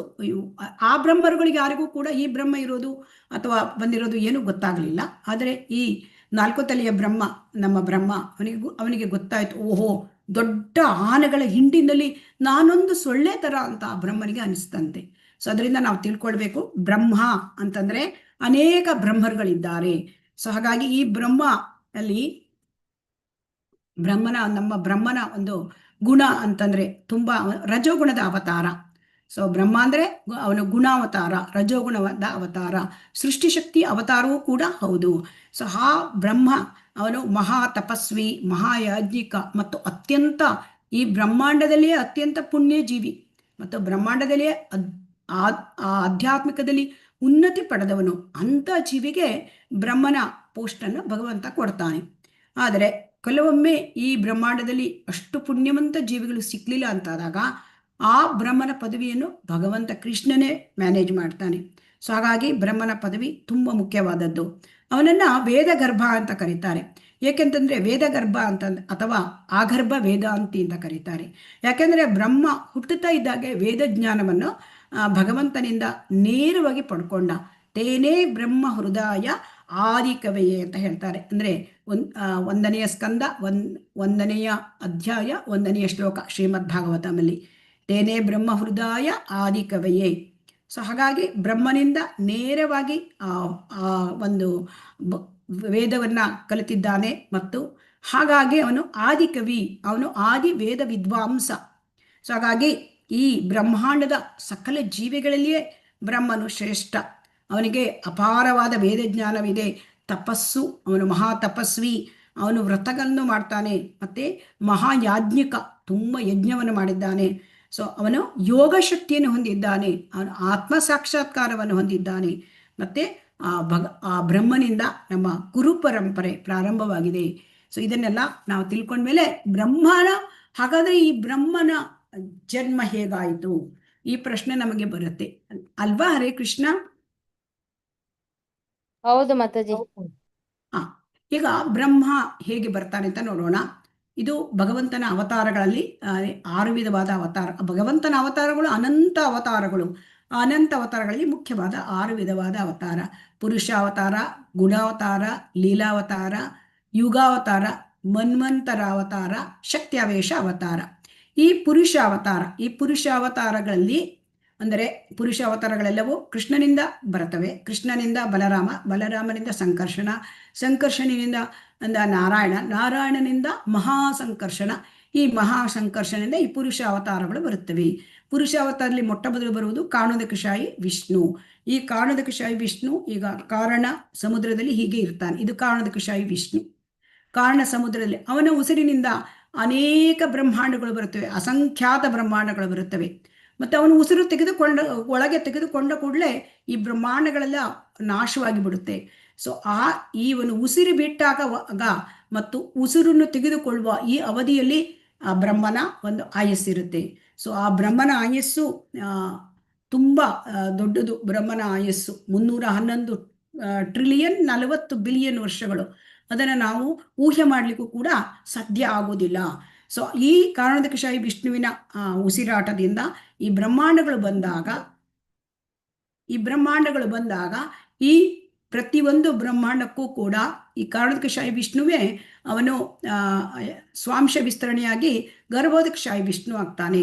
ಗರ್ಭೋದಕಶಾಹಿ ವಿಷ್ಣು ಈ ಒಂದು ಆ ಬ್ರಹ್ಮಾಂಡದಲ್ಲಿ ತನ್ನ ಒಂದು ಸ್ವೇದ ಬಿಂದುವಿನಿಂದ ಗರ್ಭೋದಕ ಸಮುದ್ರವನ್ನು ಮಾಡ್ಕೊಳ್ತಾನೆ ಮತ್ತು ಅಲ್ಲಿ ಮಲಗಿರ್ತಾನೆ. ಸೊ ಆ ಶೇಷನ ಮೇಲೆ, ಆದಿಶೇಷನ ಮೇಲೆ ಅವನ ಹೊಕ್ಕಳಿನಿಂದ ಇಲ್ಲಿ ಏನು ಬರ್ತದೆ, ಒಂದು ತೊಟ್ಟು ಬರುತ್ತದೆ, ಕಮಲದ ತೊಟ್ಟು. ಆಮೇಲೆ ಆ ತೊಟ್ಟಿನ ತುದಿಯಲ್ಲಿ ಕಮಲದ ಹೂ ಬರುತ್ತದೆ. ಆ ಕಮಲದ ಆಸನದಲ್ಲಿ ಬ್ರಹ್ಮ ಬರ್ತಾನೆ. ಸೊ ಹಾಗಾಗಿ ಬ್ರಹ್ಮ ಬರ್ತಕ್ಕಂಥದ್ದು, ಬ್ರಹ್ಮನಿಗೆ ನಮ್ಮ ಮನುಷ್ಯ ಅಥವಾ ಜೀವಿಗಳ ಹಾಗೆ ತಂದೆ ತಾಯಿಗಳಿಲ್ಲ. ಸೊ ಅದರಿಂದ ಅವನನ್ನ ಅಜ ಅಂತ ಕರೀತಾರೆ. ಸೊ ಹಾಗಾಗಿ ಈ ಬ್ರಹ್ಮ ಈಗ ಈ ರೀತಿಯಾಗಿ ಸೃಷ್ಟಿಯಾದ ಮೊದಲ ಜೀವಿ. ಯಾವಾಗ ಸೃಷ್ಟಿ ಮಾಡಬೇಕಾಯ್ತು ಈ ಥರ ಎಲ್ಲ ಆಗ್ತದೆ. ಸೊ ಈ ಬ್ರಹ್ಮನಿಂದ ಆಮೇಲೆ ಎರಡನೆಯ ಸೃಷ್ಟಿ ಇದೆಲ್ಲ ಆಗ್ತಾ ಇರೋದು. ಮೊದಲ ಸೃಷ್ಟಿ ಸರ್ಗ. ಸೊ ಆಮೇಲೆ ಬ್ರಹ್ಮನಿಗೆ ವೇದ ಜ್ಞಾನವನ್ನು ಕೊಟ್ಟು ಎರಡನೆಯ ಸೃಷ್ಟಿಯನ್ನು ಮಾಡಲಿಕ್ಕೆ ಅವನಿಗೆ ಅಧಿಕಾರವನ್ನು ಕೊಡ್ತಾರೆ. ಸೊ ಇದನ್ನ ನಾವು ಮುಂದೆ ಏನಾಯ್ತು ಅಂತ ನೋಡೋಣ. ಈ ಥರ ಬ್ರಹ್ಮ ಹುಟ್ಟಿದಾಗ ಅವನಿಗೆ ಯಾರೂ ಇರಲಿಲ್ಲ. ಸುತ್ತಲೂ ಕತ್ತಲು ಮತ್ತು ನೀರಿನಿಂದ ತುಂಬಿತ್ತು. ಹಾಗಾಗಿ ಅವನು ಮೇಲೆ ಕೆಳಗೆ ಆ ಕಮಲದ ದಂಟು ನಾವು ನೋಡಿದ್ದೇವೆ. ಈ ಕಮಲದ ದಂಟು ಕಾಣ್ತಾ ಇದೆ ನಿಮಗೆ? ಹರೇ ಕೃಷ್ಣ. ಹಾ ಮಾತಾಜಿ ಕಾಣಿಸ್ತಿದೆ. ಕಾಣ್ತಾ ಇದೆ. ಈ ದಂಟಿನಲ್ಲಿ ಮೇಲೆ ಹೋಗುದು ಕೆಳ ಹೋಗುದು ಮಾಡ್ತಾ ಇದ್ದ. ಸುತ್ತಮುತ್ತಲು ನೋಡ್ತಾ ಇದ್ದಾನೆ, ಏನು ಕಾಣಿಸ್ತಾ ಇಲ್ಲ. ಆ ಸಂದರ್ಭದಲ್ಲಿ ಅವನಿಗೆ ಏನಾಯ್ತು, ಅವನು ಎರಡು ಅಕ್ಷರಗಳ ಶಬ್ದ ಕೇಳಿತು. ಅದು ತಪ ಅಂತ ಹೇಳ್ತಕ್ಕಂಥ ಶಬ್ದ ಕೇಳಿತು. ಸೊ ಈ ತಪ ಶಬ್ದ, ಬ್ರಹ್ಮ ತುಂಬ ಬುದ್ಧಿವಂತ, ಅವನಿಗೆ ತಕ್ಷಣವೇ ಅರ್ಥ ಆಯಿತು ತಪ ಅಂದರೆ ತಪಸ್ಸನ್ನು ಮಾಡಬೇಕು ಅಂತ. ಸೊ ಹೀಗೆ ಬ್ರಹ್ಮ ಭಗವಾನ್ ಕೃಷ್ಣನಿಂದ ದೀಕ್ಷೆಯನ್ನು ಪಡೆದುಕೊಂಡ. ಸೊ ಅವನಿಗೆ ಗೊತ್ತಾಯಿತು ಭಗವಂತನೇ ಇದು ನನಗೆ ಹೇಳ್ತಾ ಇದ್ದಾನೆ, ಕಣ್ಣಿಗೆ ಕಾಣ್ತಾ ಇಲ್ಲ, ಅದರ ಕಿವಿಯಲ್ಲಿ ಶಬ್ದ ಕೇಳ್ತಾ ಇದೆ. ಸೊ ಹೀಗೆ ಬ್ರಹ್ಮ ಭಗವಂತನಿಂದ ಈ ಒಂದು ಕೃಷ್ಣ ಮಂತ್ರೋಪದೇಶವನ್ನು ಪಡೆದ. ಅಂದರೆ ಬ್ರಹ್ಮನ ಹೃದಯಕ್ಕೆ ಕೃಷ್ಣನ ಮಂತ್ರೋಪದೇಶ, 18 ಅಕ್ಷರದ ಕೃಷ್ಣ ಮಂತ್ರೋಪದೇಶ ಆಯಿತು. ಸೊ ಹಾಗಾಗಿ ಇಲ್ಲಿ ನಾವು ಅಂದರೆ ಯಶಸ್ಸನ್ನು ಜೀವನದಲ್ಲಿ ಗಳಿಸಬೇಕು ಅಂದರೆ ಬ್ರಹ್ಮನ ಥರ ಅದರ ದೀಕ್ಷೆಯನ್ನು ಪಡ್ಕೊಂಡು ಗುರುವಿನ ಮಾರ್ಗದರ್ಶನದಲ್ಲಿ ನಾವು ನಮ್ಮ ಭಕ್ತಿ ಯೋಗವನ್ನು ಮಾಡಬೇಕು. ಸೊ ಹಾಗಾಗಿ ಈ ಬ್ರಹ್ಮ ಏನು ಮಾಡಿದ, ಈ ಒಂದು ಇದಾದಾಗ ಆ ಥರ ಒಂದು ತಪ ಅಂತ ಕೇಳಿದಾಗ ಅವನು ತಪಸ್ಸನ್ನು ಮಾಡಲಿ ಆರಂಭಿಸಿದ. ಎಷ್ಟು ತಪಸ್ಸು ಮಾಡಿದ ಅಂತಂದರೆ 1000 ದಿವ್ಯ ವರ್ಷಗಳಷ್ಟು ತಪಸ್ಸು ಮಾಡಿದ. 1000 ದಿವ್ಯ ವರ್ಷ. ಒಂದು ದಿವ್ಯ ವರ್ಷ ಅಂದರೆ ಈ ಭೂಮಿಯ 360 ವರ್ಷಗಳಿಗೆ ಸಮಾನ. ಸೊ ಹಾಗಾಗಿ ನಾವು ನೋಡಿದರೆ ತುಂಬ ವರ್ಷ, 3,60,000 ವರ್ಷ ಆಗುತ್ತೆ. ಅಷ್ಟು ಕಾಲ ಸೃಷ್ಟಿಗಾಗಿ ಅವನು ಪ್ರಾರ್ಥನೆ ಮಾಡ್ತಾನೆ, ಬ್ರಹ್ಮ ತಪಸ್ಸು ಮಾಡ್ತಾನೆ. ಈ ಬ್ರಹ್ಮನ ತಪಸ್ಸು, ಅವನು ಪರಿಶುದ್ಧವಾದ ಜೀವಿ, ತುಂಬ ಪುಣ್ಯ ಜೀವಿ, ಅವನು ಪರಿಶುದ್ಧನಾದವನು. ಅವನು ನಿಷ್ಕಳಂಕವಾಗಿ ಪ್ರಾಮಾಣಿಕತೆಯಿಂದ ತಪಸ್ಸು ಮಾಡಿದ್ದ. ಈ ತಪಸ್ಸು ಬೇರೆ ಏನೂ ಅಲ್ಲ, ಭಕ್ತಿ ಸೇವಾವೇ ಆಗಿತ್ತು. ಸೊ ಭಗವಂತ ಆ ಬ್ರಹ್ಮನ ನಿಷ್ಕಪಟ ಭಕ್ತಿ ಯೋಗ, ಇದರಿಂದ ಅವನು ತುಂಬ ಸಂತುಷ್ಟನಾದ, ಪರಮ ಸಂತೋಷಗೊಂಡ ಬ್ರಹ್ಮ. ನೋಡಿ, ಕೃಷ್ಣನನ್ನು ಸಂತೋಷಪಡಿಸೋದೇ ಜೀವನದ ಮಹದುದ್ದೇಶ. ಅದನ್ನು ನಮಗೆ ಬ್ರಹ್ಮ ಕಲಿಸ್ತಾ ಇದ್ದಾನೆ. ನಾವು ಭಕ್ತಿ ಸೇವೆ ಮಾಡಿ ಭಗವಂತನನ್ನು ಸಂತೃಪ್ತಿಗೊಳಿಸಬೇಕು. ಸೊ ಹಾಗಾಗಿ ಇಲ್ಲಿ ಬ್ರಹ್ಮ ಏನು ಮಾಡಿದ, ಕೃಷ್ಣನಿಗೆ ತುಂಬ ಸಂತೋಷ ಆಗೋಯಿತು. ಆಗ ಅವನು ದರ್ಶನವನ್ನು ಕೊಟ್ಟ. ಬ್ರಹ್ಮನಿಗೆ ದರ್ಶನ ಲಾಭ ಕೊಟ್ಟ. ತಾನೊಂದೇ ಅಲ್ಲ, ತನ್ನ ಧಾಮ ಅಂದರೆ ವೈಕುಂಠ ಧಾಮವನ್ನು ತೋರಿಸುವಂಥ ಕೃಪೆ ಮಾಡಿದ ಬ್ರಹ್ಮ. ಅವನು ಕಣ್ಣಲ್ಲಿ ನೋಡ್ತಾನೆ, ಬ್ರಹ್ಮ ನೋಡ್ತಾನೆ ವೈಕುಂಠ ಧಾಮವನ್ನು, ಭಗವಂತನನ್ನ ದರ್ಶನ ನೋಡ್ತಾನೆ. ಭಗವಂತನ ದರ್ಶನವನ್ನು ನೋಡಿ ಬ್ರಹ್ಮನಿಗೆ ಅತ್ಯಂತ ಆನಂದವಾಯಿತು, ಅವನ ಹೃದಯದಲ್ಲಿ ಅತ್ಯಾನಂದವಾಯಿತು. ಆಗ ಅವನು ಬ್ರಹ್ಮ ಪ್ರಾರ್ಥನೆ ಮಾಡ್ತಾನೆ, ಮತ್ತೆ ಶರಣಾಗತನಾಗ್ತಾನೆ. ಆ ಭಗವಂತನ ವೈಭವಗಳನ್ನು ಅವನು ನೋಡ್ತಾನೆ.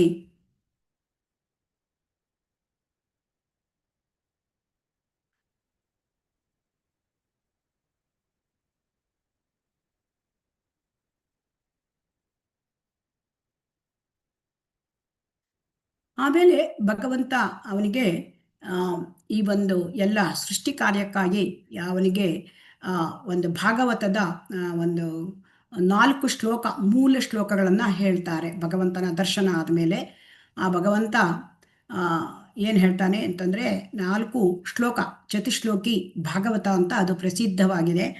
ಈ 4 ಶ್ಲೋಕಗಳಿಂದನೇ ಅವನಿಗೆ ಜ್ಞಾನೋದಯವಾಗಿದ್ದು ಮತ್ತು ಎಲ್ಲ ವೇದ ಜ್ಞಾನಗಳನ್ನು ಕೂಡ ಅವನಿಗೆ ಕೊಟ್ಟ.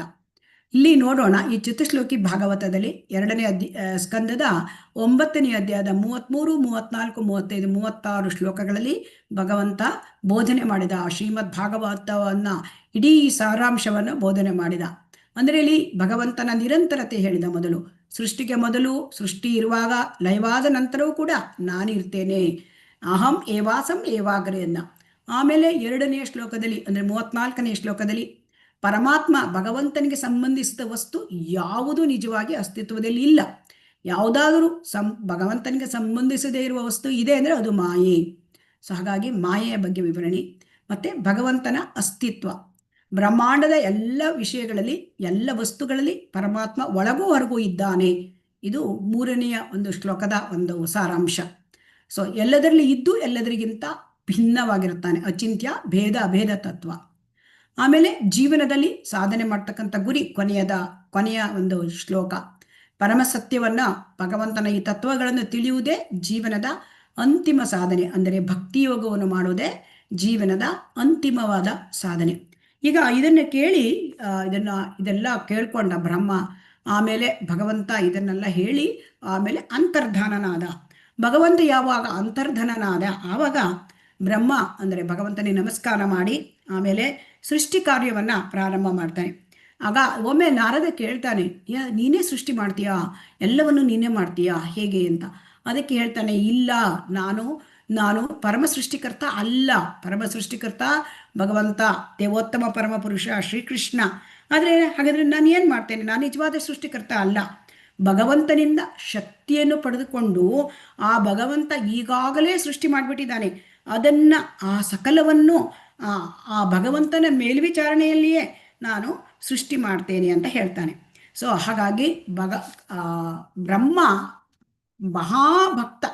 ಸೊ ಮಹಾಭಕ್ತ, ಅದರಿಂದಲೇ ಅವನು ಈಗ ನಮಗೆ ಕಣ್ಣಿಗೆ ಕಾಣ್ತಕ್ಕಂತಹ ಈ ಎಲ್ಲ ಬ್ರಹ್ಮಾಂಡ, ನಮ್ಮ ಕಣ್ಣಿಗೆ ಸೃಷ್ಟಿಗೆ ಏನು ಕಾಣ್ತಾ ಇದೆ ಈಗ ಅದು ಅವನು ಭಗವಂತನಿಂದ ಶಕ್ತಿ ಪಡೆದು ಭಗವಂತನ ಪ್ರೋತ್ಸಾಹದಿಂದ ಈ ಸೃಷ್ಟಿಯನ್ನ ಮಾಡ್ತಾನೆ.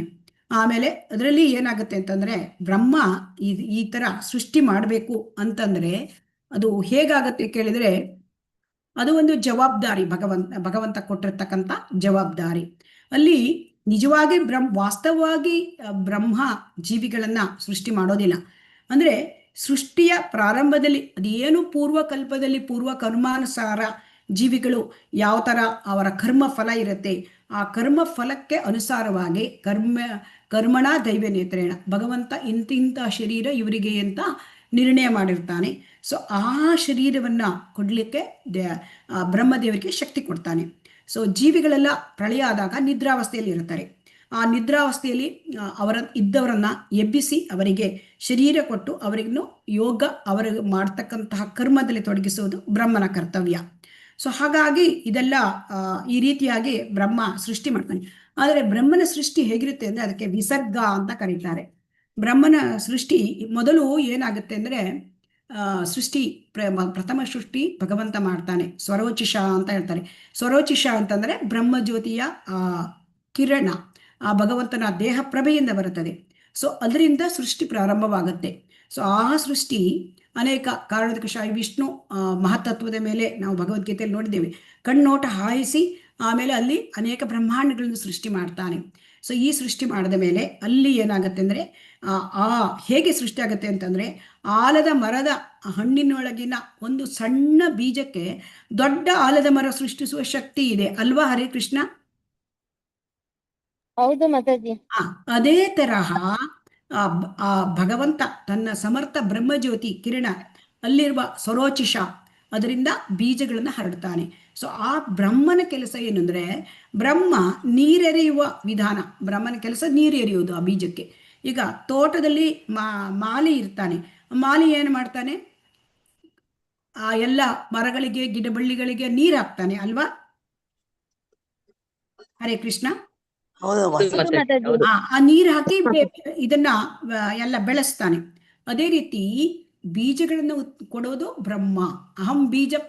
ಬೀಜಗಳನ್ನು ಕೊಡುವವನು ಕೃಷ್ಣ. ಅಹಂ ಬೀಜ ಪ್ರದಹ ಪಿತ ಅಂತ ಹೇಳಿದ್ದಾನೆ ಭಗವದ್ಗೀತೆಯಲ್ಲಿ. ಸೊ ಆ ಬೀಜಗಳಿಗೆ ಅವನು ನೀರೆರೆದು ಮತ್ತೆ ಅದನ್ನ ಬೆಳೆಸುವ ಕೆಲಸ ಈ ಬ್ರಹ್ಮನದು. ಅದಕ್ಕೆ ಬ್ರಹ್ಮನಿಗೆ ಮಾಡ್ತಕ್ಕಂಥ ಸೃಷ್ಟಿಗೆ ವಿಸರ್ಗ ಅಂತ ಕರೀತಾರೆ.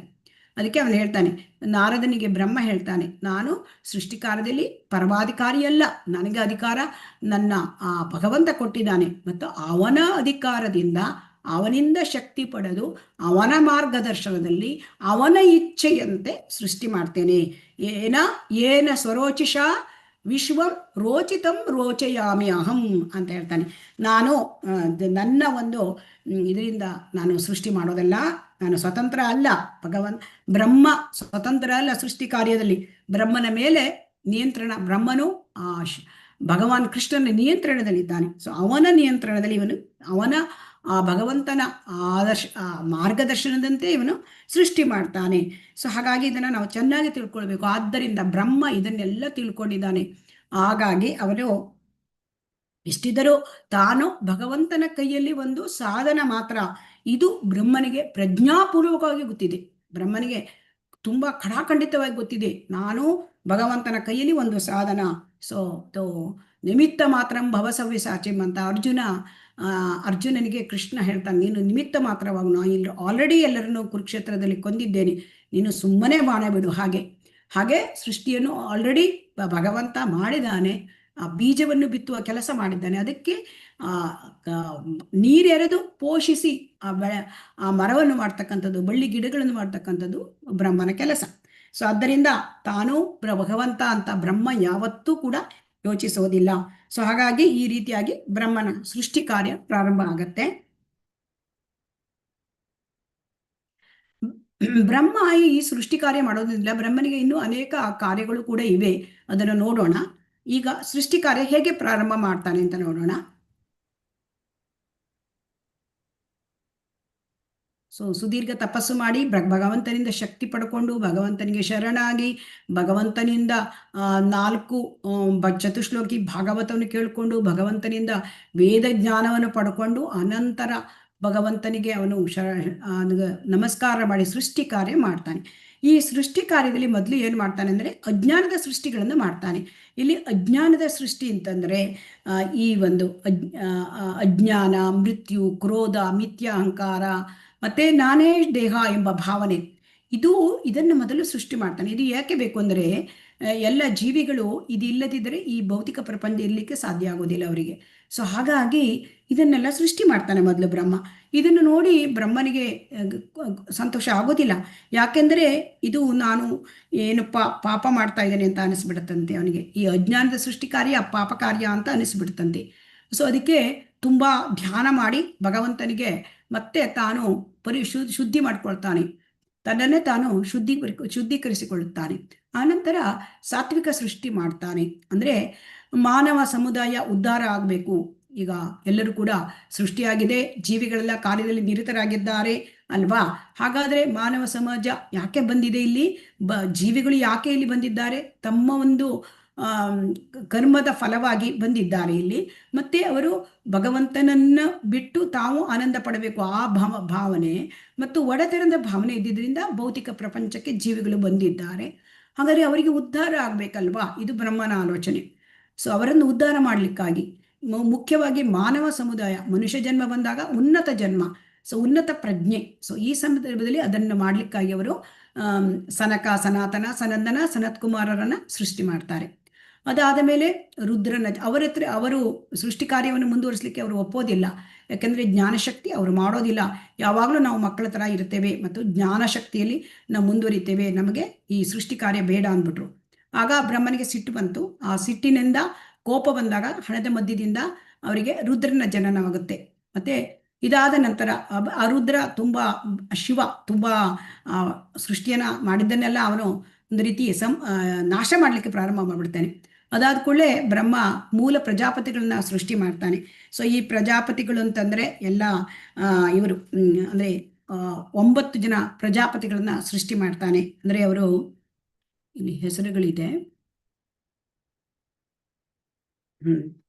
ಅಲ್ಲಿ ಮೂಲ ಪ್ರಜಾಪತಿಗಳು ಅಂದರೆ ಮರೀಚಿ, ಅತ್ರಿ, ಅಂಗೀರಸ, ಪುಲಸ್ಯ, ಪುಲಹ, ಕ್ರತು, ಭೃಗು, ವಸಿಷ್ಠ ಮತ್ತು ನಾರದ. ಇಲ್ಲಿ ಇವರೆಲ್ಲ ಅಂದರೆ ಇಲ್ಲಿ ಜೀವಿಗಳು ಅಂದರೆ ಬ್ರಹ್ಮಾಂಡದಲ್ಲಿ ಜೀವಿಗಳಂತೂ ತುಂಬಬೇಕು, ಈ ಕೆಲಸ ಬ್ರಹ್ಮನದು. ಸೊ ಅದಕ್ಕಾಗಿ ಜೀವಿಗಳನ್ನು ತುಂಬಿಸುವ ಕೆಲಸಕ್ಕಾಗಿ ಎಲ್ಲ ಪ್ರಜಾಪತಿಗಳನ್ನು ಸೃಷ್ಟಿ ಮಾಡ್ತಾನೆ. ಅದಾದ ಮೇಲೆ ಕೊನೆಯದಲ್ಲಿ ನಾರದರನ್ನು ಸೃಷ್ಟಿ ಮಾಡ್ತಾನೆ. ಯಾಕೆಂದರೆ ಭಗವಂತನ ಭಕ್ತಿ ಸೇವೆ ಇಲ್ಲದೆ ಬದ್ಧಾತ್ಮರಿಗೆ ಲಾಭ ಇಲ್ಲ. ಸೊ ಕಡೆಗೆ ಅವನು ಆಧ್ಯಾತ್ಮ ಗುರುವಾದ ಆ ಯೋಗ್ಯ ಪುತ್ರ ನಾರದರನ್ನು ಸೃಷ್ಟಿ ಮಾಡ್ತಾರೆ. ಅವರು ಭಕ್ತಿ ಸೇವೆಯನ್ನು ಬೋಧಿಸ್ತಾರೆ. ಸೊ ಆದ್ದರಿಂದ ನಾರದರ ಸೇವೆ ಅತ್ಯಂತ ಉನ್ನತವಾದ ಸೇವೆ ಈ ಎಲ್ಲ ಸೃಷ್ಟಿಗೊಂಡ ಬ್ರಹ್ಮನ ಮಕ್ಕಳಲ್ಲಿ. ಇದಾದ ಮೇಲೆ ಇವರು ಎಲ್ಲರೂ ಕೂಡ ಬ್ರಹ್ಮನ ಒಂದು ವಿವಿಧ ಅಂಗಗಳಿಂದ ಬರ್ತಾರೆ.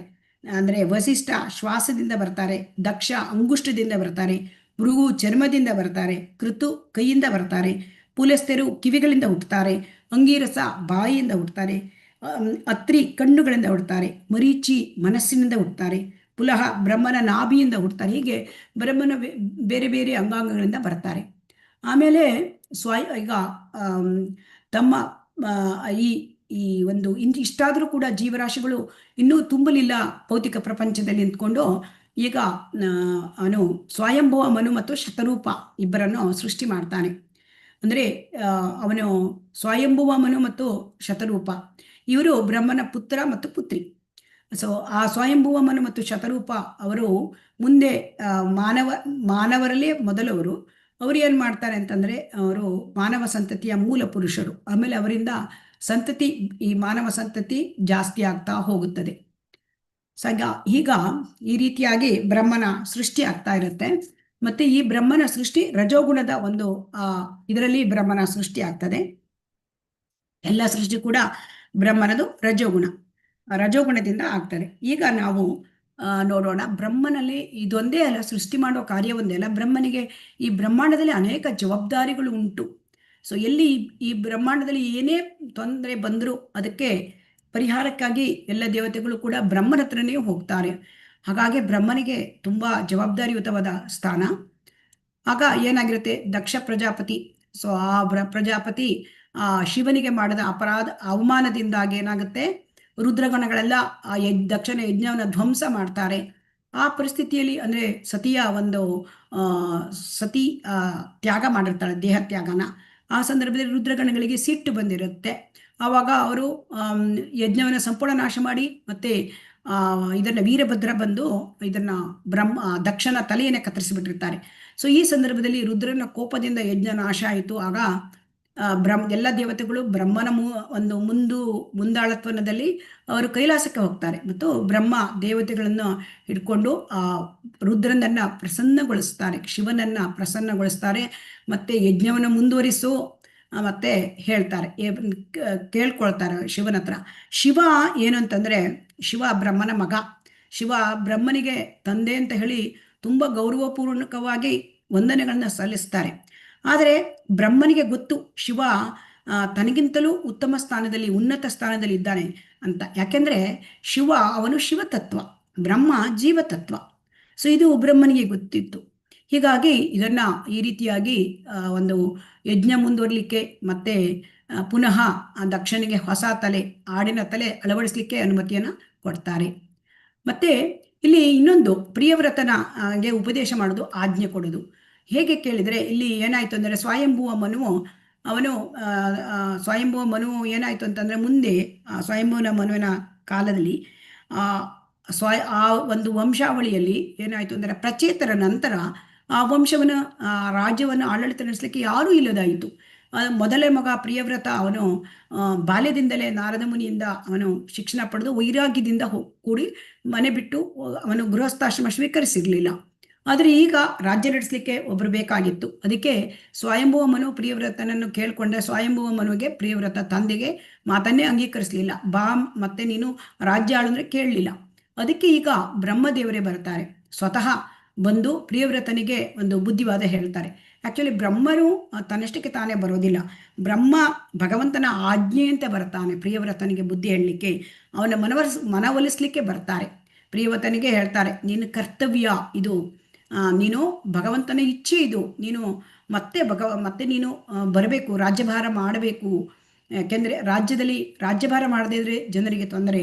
ಸೊ ಹಾಗಾಗಿ ಇದೆಲ್ಲ ಸರ್ವೋಚ್ಚ ನಿಯಂತ್ರಕ ಭಗವಂತ, ನೀನು ಆ ಭಗವಂತನ ಆಜ್ಞೆಯನ್ನು ಎಂದು ನೀನು ಉಲ್ಲಂಘಿಸಬಾರದು ಅಂತ ಬ್ರಹ್ಮ ಹೇಳ್ತಾನೆ. ನಾನು ಶಿವ ಮತ್ತೆ ಸ್ವಯಂಭುವ ಮನು ನಿನ್ನ ತಂದೆ ನಾರದ ಮುನಿ ಎಲ್ಲರೂ ಕೂಡ ನಾವು ಭಗವಂತನ ಆಜ್ಞೆಗೆ ಅನುಸರಿಸಿ ನಡೀತೇವೆ. ಇವರೆಲ್ಲರೂ ಕೂಡ ಬ್ರಹ್ಮ, ಶಿವ ಮತ್ತೆ ಸ್ವಯಂಭುವ ಮನು, ನಾರದ ಇವರೆಲ್ಲರೂ ಕೂಡ ಮಹಾಜನರುಗಳು.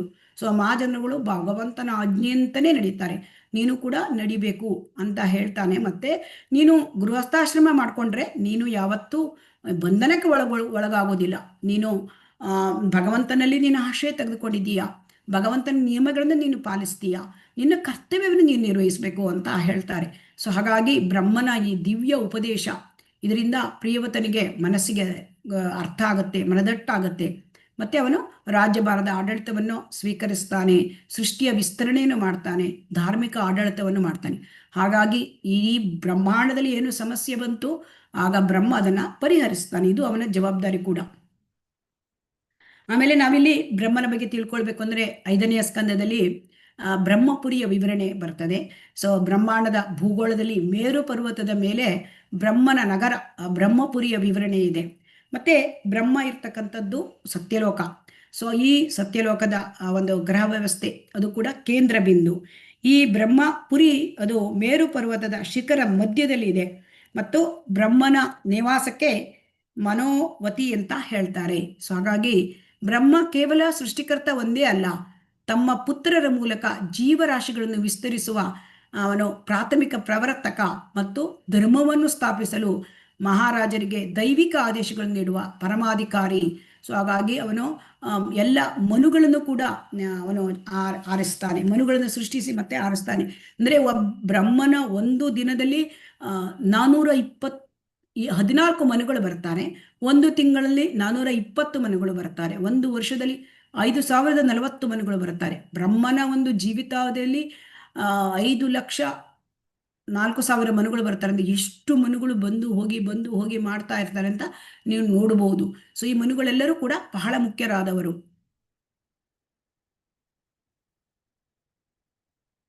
ಆಮೇಲೆ ಇಲ್ಲಿ ಮತ್ತೊಂದು ದಕ್ಷ. ಸೊ ದಕ್ಷ 2ನೆಯ ದಕ್ಷ ಇದು. ಸೊ ಆ ದಕ್ಷ ಏನಾಗುತ್ತೆ ಅಂದ್ರೆ ದಕ್ಷನ ಮಕ್ಕಳಿಗೆ ಮೊದಲು 10,000 ಮಕ್ಕಳಿರ್ತಾರೆ, ಗಂಡು ಮಕ್ಕಳು. ಅವ್ರನ್ನೆಲ್ಲ ನಾರದ ಮುನಿ ಮನವೊಲಿಸಿ ತಪಸ್ಸಿಗೆ ಕಳಿಸ್ಬಿಡ್ತಾನೆ. ತಪಸ್ಸಿನ ಕಳಿಸಿದಾಗ ಅವರೆಲ್ಲರೂ ಕೂಡ ಸನ್ಯಾಸಿಗಳಾಗ್ಬಿಡ್ತಾರೆ. ಅವರು ಹರಿಯಾಶ್ವ ಅಂತ. ಅದಾದ ಮೇಲೆ ಮತ್ತೆ ಬ್ರಹ್ಮ ಹೋಗಿ ನೀನು ಬೇಜಾರು ಮಾಡಬೇಡ, ಮತ್ತೆ ಮಕ್ಕಳನ್ನು ಸೃಷ್ಟಿ ಮಾಡು. ಆಮೇಲೆ 1,000 ಮಕ್ಕಳನ್ನು ಸವಲಾಶ್ವರನ್ನ ಸೃಷ್ಟಿ ಮಾಡ್ತಾರೆ. ಆ ಸವಲಾಶ್ವರನ್ನು ಸೃಷ್ಟಿ ಮಾಡಿದ ಮೇಲೆ ಅವರು ಕೂಡ ಯಾವಾಗ ಅಂದರೆ ಅಂದರೆ ಇದಕ್ಕೆ ಹೋದಾಗ, ತಪಸ್ಸಿಗೆ ಹೋದಾಗ ತಪಸ್ ಮಾಡಲಿಕ್ಕೆ ಕಳಿಸ್ತಾನೆ ಮತ್ತೆ ದಕ್ಷ. ಅಲ್ಲಿ ಮತ್ತೆ ನಾರದರ ಒಂದು ಇದಕ್ಕೆ ಸಲಹೆಗೆ ಅವರೆಲ್ಲರೂ ಕೂಡ ಮತ್ತೆ ಸನ್ಯಾಸಿಗಳಾಗ್ಬಿಡ್ತಾರೆ. ಈಗ ಇವನಿಗೆ ದಕ್ಷನಿಗೆ ಕೋಪ ಬರುತ್ತೆ, ನಾರದರಿಗೆ ಶಾಪ ಕೂಡ ಕೊಡ್ತಾನೆ. ಆದರೆ ಅಲ್ಲಿ ಬ್ರಹ್ಮದೇವರು ಬಂದು ಮತ್ತೆ ನೀನು ಇದು ಮಾಡಬೇಡ, ಬೇಸರ ಮಾಡಬೇಡ, ಮತ್ತೆ ನೀನು ಸೃಷ್ಟಿ ಕಾರ್ಯ ಮಾಡು. ಆಗ ಅವನಿಗೆ 60 ಜನ ಹೆಣ್ಣು ಮಕ್ಕಳಾಗುತ್ತಾರೆ ಸಂತತಿ. ಸೊ ಈ ಪತ್ನಿಯ ಸಿಕ್ನಿಯಿಂದ ದಕ್ಷನಿಗೆ 60 ಹೆಣ್ಣು ಮಕ್ಕಳು ಹುಡ್ತಾರೆ. ಸೊ ಇದರಲ್ಲಿ ಬ್ರಹ್ಮನ ಪಾತ್ರ ಏನಂತಂದ್ರೆ ದಕ್ಷನಿಗೆ ಕೂಡ ಅವರ ಪುತ್ರಿಯನ್ನು ಸೂಕ್ತ ವ್ಯಕ್ತಿಗಳ ಜೊತೆ ವಿವಾಹ ಮಾಡಿ ಮತ್ತೆ ಅವರೆಲ್ಲರಿಗೂ ಕೂಡ ಮಾರ್ಗದರ್ಶನ ಕೊಡ್ತಕ್ಕಂಥದ್ದು ಅಂದ್ರೆ ದಕ್ಷನಿಗೆ ಇದು ಕೂಡ ಇಲ್ಲಿ ಹೇಳ್ತಾರೆ. ಮತ್ತೆ ಇಲ್ಲಿ ನಾವು ನೋಡೋದಂತಂದ್ರೆ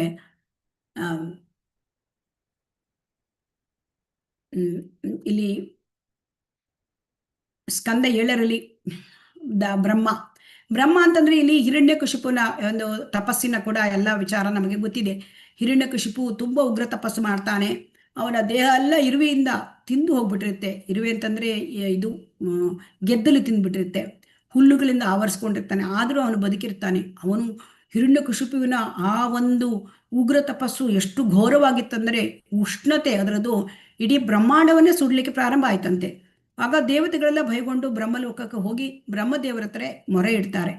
ಆಗ ಬ್ರಹ್ಮ ಬರ್ತಾನೆ. ಬ್ರಹ್ಮ ಬಂದು ತನ್ನ ಹಂಸ ವಾಹನದ ಮೇಲೆ ಮಂದರಾಚಲದ ಪರ್ವತದ ಕಣಿವೆ ಒಳಗೆ ತಪಸ್ ಮಾಡ್ತಾ ಇರ್ತಾನೆ. ಹಿರಣ್ಯಕಶಿಪು ಅವನ ಜರ್ಜರಿತವಾದ ಶರೀರಕ್ಕೆ ಅವನು ಕಮ್ಮಂಡಲಿಂದ ನೀರನ್ನು ಹೀಗೆ ಪ್ರೋಕ್ಷಣೆ ಮಾಡ್ತಾನೆ. ಅದಾದ ಕೂಡಲೇ ಬ್ರಹ್ಮನಿಗೆ ಚಿನ್ನದಂತ ಹೊಳೆಯುವ ಒಂದು ರೂಪ ಕಂಡು ಬರ್ತದೆ. ಮತ್ತೆ ಯಾರಿಗೆ ಹಿರಣ್ಯಕಶಿಪುವಿಗೆ ಆ ಥರ ಒಂದು ಮೊದಲಿನಂತೆ ರೂಪ ಬರ್ತದೆ, ದೇಹ ಬರ್ತದೆ. ಆಗ ಹಿರಣ್ಯಕಶಿಪು ವರ ಕೇಳ್ತಾನೆ. ವರ ಕೇಳಿದ್ರೆ ಬ್ರಹ್ಮ ನನಗೆ ಅಮರತ್ವ ಬೇಕು. ಬ್ರಹ್ಮ ಹೇಳ್ತಾನೆ ನಾನೇ ಅಮರ ಅಲ್ಲ ನಾವೆಲ್ಲ ಅಂತ ಹೇಳಿದಾಗ ನನಗೆ ಅಮರತ್ವ ಕೊಡೋ ಒಂದು ಶಕ್ತಿ ನನ್ನ ಹತ್ರ ಇಲ್ಲ ಅಂತ ಹೇಳ್ತಾನೆ. ಏನಿದ್ರು ಅಮರತ್ವ ಕೊಡೋನು ವಿಷ್ಣು. ಸೊ ಹಾಗಾದ್ರೆ ಈಗ ಏನು ಕೇಳ್ತಾನೆ ಅವನು? ಇಂಡೈರೆಕ್ಟ್ಲಾಗಿ ಅಮರತ್ವ ಕೇಳ್ತಾನೆ ಹಿರಣ್ಯಕಶಿಪು. ನಮಗೆ ಯಾವುದೇ ಜೀವಿಯಿಂದ ಆಗಬಾರ್ದು, ಮನುಷ್ಯರಿಂದ ಆಗಬಾರ್ದು, ನನ್ನ ಸಾವು ಬರಬಾರ್ದು, ಜೀವಿಯಿಂದ ಬರಬಾರ್ದು, ಮನುಷ್ಯರಿಂದ ಬರಬಾರ್ದು, ಪ್ರಾಣಿಯಿಂದ ಬರಬಾರ್ದು, ಮನೆ ಹೊರಗಿಂದ ಬರಬಾರ್ದು, ಒಳಗೆ ಸಾವು ಬರಬಾರ್ದು, ಹಗಲು ಬರಬಾರ್ದು ಸಾವು, ರಾತ್ರಿ ಬರಬಾರ್ದು ಸಾವು, ಭೂಮಿ ಮೇಲೆ ಸಾವು ಬರಬಾರ್ದು, ಆಕಾಶದ ಮೇಲೆ ಸಾವು ಬರಬಾರ್ದು, ಯಾವುದೇ ಆಯುಧದಿಂದ ಸಾವು ಬರಬಾರ್ದು, ಹೀಗೆಲ್ಲ ಕೇಳ್ತಾನೆ. ಇದು ಈ ಕ್ಲಿಷ್ಟಕರವಾದ ವರ. ಆದರೂ ಕೂಡ ಬ್ರಹ್ಮ ಅವನಿಗೆ ಶಕ್ತಿ ಇರುತ್ತೆ. ಆ ಭಗವಂತನ ಒಂದು ಶಕ್ತಿ ಪಡ್ಕೊಂಡು ಅವನು ಕೊಡ್ತಾನೆ ಕ್ಲಿಷ್ಟಕರವಾದ ವರವನ್ನ. ಆದರೆ ಇದು ನಮಗೆ ಈ ಬ್ರಹ್ಮನ ವರವನ್ನ ಕೇಳಿ ಪಡ್ಕೊಂಡು ಆ ಹಿರಣ್ಯಕಶಿಪು ಇಡೀ ಬ್ರಹ್ಮಾಂಡವನ್ನೇ ವಿಶ್ವವನ್ನೇ ಭಯಭೀತಗೊಳಿಸಿದಾಗ ಮತ್ತೆ ಭಗವಾನ್ ವಿಷ್ಣುವಿನ ಮೊರೆ ಹೋಗ್ತಾರೆ ಎಲ್ಲರೂ. ಸೊ ಆಗ ವಿಷ್ಣು ಬಂದು ನರಸಿಂಹ ಅವತಾರವನ್ನು ತೆಗೆದುಕೊಂಡು ಆ ಬ್ರಹ್ಮನ ವರವನ್ನು ಗೌರವಿಸ್ತಾನೆ. ಮತ್ತೆ ಅವನನ್ನು ನರಸಿಂಹ ಅವತಾರದಿಂದ ಹಿರಣ್ಯಕಶಿಪನ ಸಂಹಾರ ಮಾಡಿ ಪ್ರಹ್ಲಾದನನ್ನು ರಕ್ಷಿಸ್ತಾರೆ. ಇದನ್ನು ಕೂಡ ನಾವು ನೋಡ್ಬೋದು. ಬ್ರಹ್ಮ ಹೇಗೆ ಬೇರೆ ಬೇರೆ ರೀತಿಯಲ್ಲಿ ನಿಯಂತ್ರಣ ಮಾಡ್ತಾನೆ ಮತ್ತು ವರವನ್ನು ಕೂಡ ಕೊಡ್ತಾನೆ. ಆದರೆ ಆ ವರ ಅದು ಈ ಥರ ಅವನಿಗೆ ಮೋಕ್ಷ ಕೊಡಲಿಕ್ಕೆ ಸಾಧ್ಯ ಇಲ್ಲ. ಯಾಕೆಂದರೆ ಅವನು ಕೂಡ ಜೀವಾತ್ಮ, ದೇವತೆ, ಉನ್ನತ ದೇವತೆ ಬ್ರಹ್ಮ. ಆದರೆ ಅವನಿಗೆ ಮೋಕ್ಷ ಕೊಡುವ ಇದಿಲ್ಲ. ಯಾಕೆಂದರೆ ಅವನೇ ಸ್ವತಃ ಅವನಿಗೆ ಸ್ವತಃ ಅವನು ಅಮರನಲ್ಲ. ಅದರಿಂದ ಅವನಿಗೆ ಮೋಕ್ಷ ಕೊಡಲಿಕ್ಕೆ ಬರೋದಿಲ್ಲ. ಸೊ ಹಾಗಾಗಿ ಬ್ರಹ್ಮ ರಜೋಗುಣದ ಸೃಷ್ಟಿಯ ನಿಯಂತ್ರಕ. ಅವನು ಭಗವಂತನಿಂದಲೇ ನಿಯಂತ್ರಿಸಲ್ಪಡ್ತಾನೆ. ಸೊ ಹಾಗಾಗಿ ಆ ಭಗವಂತನ ಶಕ್ತಿಯಿಂದ ಮಾತ್ರ ಅವನಿಗೆ ಸೃಷ್ಟಿ ಮಾಡಲಿಕ್ಕೆ ಸಾಧ್ಯ. ಆಮೇಲೆ ಇಲ್ಲಿ ಕ್ಷೀರ ಸಾಗರ ಮಥನ ಆಗತ್ತೆ. ಅಂದರೆ ಇದನ್ನು ನೀವು 8ನೇ ಸ್ಕಂದದಲ್ಲಿ ನಾವು ನೋಡ್ಬೋದು. ಆ ಕ್ಷೀರಸಾಗರ ಸಮುದ್ರವನ್ನ ಮಥನ ಮಾಡಬೇಕಾದ್ರೆ ಮಂಥನದಲ್ಲಿ ಆ ಒಂದು ಸಮುದ್ರ ಮಂಥನ ಲೀಲೆಯಲ್ಲಿ ಹಾಲಾಹಲ ಬರುತ್ತೆ, ವಿಷ. ಆ ಹಾಲಾಹಲ ಬಂದಾಗ ವಾಸುಕಿ ಸರ್ಪದ ಬಾಯಿಯಿಂದ ಹಾಲಾಹಲ ವಿಷ ಬಂದಾಗ ತುಂಬ ವಿಷ ಎಲ್ಲ ದಿಕ್ಕುಗಳಲ್ಲೂ ವೇಗವಾಗಿ ಪಸರಿಸ್ತದೆ. ಅದು ಬ್ರಹ್ಮಲೋಕದವರಿಗೂ ಹೋಯಿತು. ಜನ ಏನು ಮಾಡ್ತಾ ಇದ್ದಾರೆ, ಸಮಸ್ತ ಜೀವಿಗಳು, ದೇವತೆಗಳು, ಅಸುರರು ಎಲ್ಲರೂ ಕೂಡ ನರಳುತ್ತಾ ಇರ್ತಾರೆ. ಹಾಗಾಗಿ ಪ್ರಪಂಚದ ಇದನ್ನ ನಾಶ ಆಗ್ತದೆ, ಇದನ್ನು ರಕ್ಷಿಸಲಿಕ್ಕೆ ಸಾಧ್ಯ ಇಲ್ಲ ಅಂದಾಗ ಎಲ್ಲರೂ ದೇವತೆಗಳು, ಉಳಿದ ದೇವತೆಗಳ ಜೊತೆ ಹೋಗ್ತಾನೆ. ಬ್ರಹ್ಮನ ಹತ್ರ ಎಲ್ಲ ದೇವತೆಗಳು ಬರ್ತಾರೆ. ಬ್ರಹ್ಮ ಏನು ಮಾಡ್ತಾನೆ, ಅವನು ಗಂಭೀರತೆಯನ್ನು ಕಂಡುಕೊಂಡು ವಿಷ್ಣುವಿನ ಹತ್ರ ಹೋಗಿ ವಿಷ್ಣುವಿನ ಜೊತೆ ಗೂಡಿ ಅವರು ಶಿವನ ಹತ್ರ ಬೇಡ್ಕೊಳ್ತಾರೆ. ಈ ಒಂದು ಇದನ್ನ ಹಾಲಾಹಲವನ್ನ ನೀನು ತೆಗೆದುಕೊಳ್ಳಬೇಕು ಅಂತ, ವಿಷದಿಂದ ಜಗತ್ತನ್ನ ರಕ್ಷಣೆ ಮಾಡಬೇಕು ಅಂತ. ಸೊ ಹಾಗಾಗಿ ಶಿವ, ಸೊ ವಿಷ್ಣವ ನಾಮ ಯಥಾಶಂಭು, ಪರಮ ಅವನು ಒಂಥರ ಕರುಣಾಳು. ಸೊ ಹಾಗಾಗಿ ಆ ವಿಷವನ್ನೆಲ್ಲ ಕುಡಿದು ಬಿಟ್ಟ. ಸೊ ವಿಷಕಂಠನಾದ. ಇದು ಕೂಡ ಎಲ್ಲರಿಗೂ ಗೊತ್ತಿದ್ದ ವಿಚಾರ. ಆಮೇಲೆ ನಾವು ಕೊನೆಯದಾಗಿ ನೋಡ್ತಕ್ಕಂಥ 9ನೇ ಸ್ಕಂದದಲ್ಲಿ ಏನಾಗುತ್ತೆ ಅಂದ್ರೆ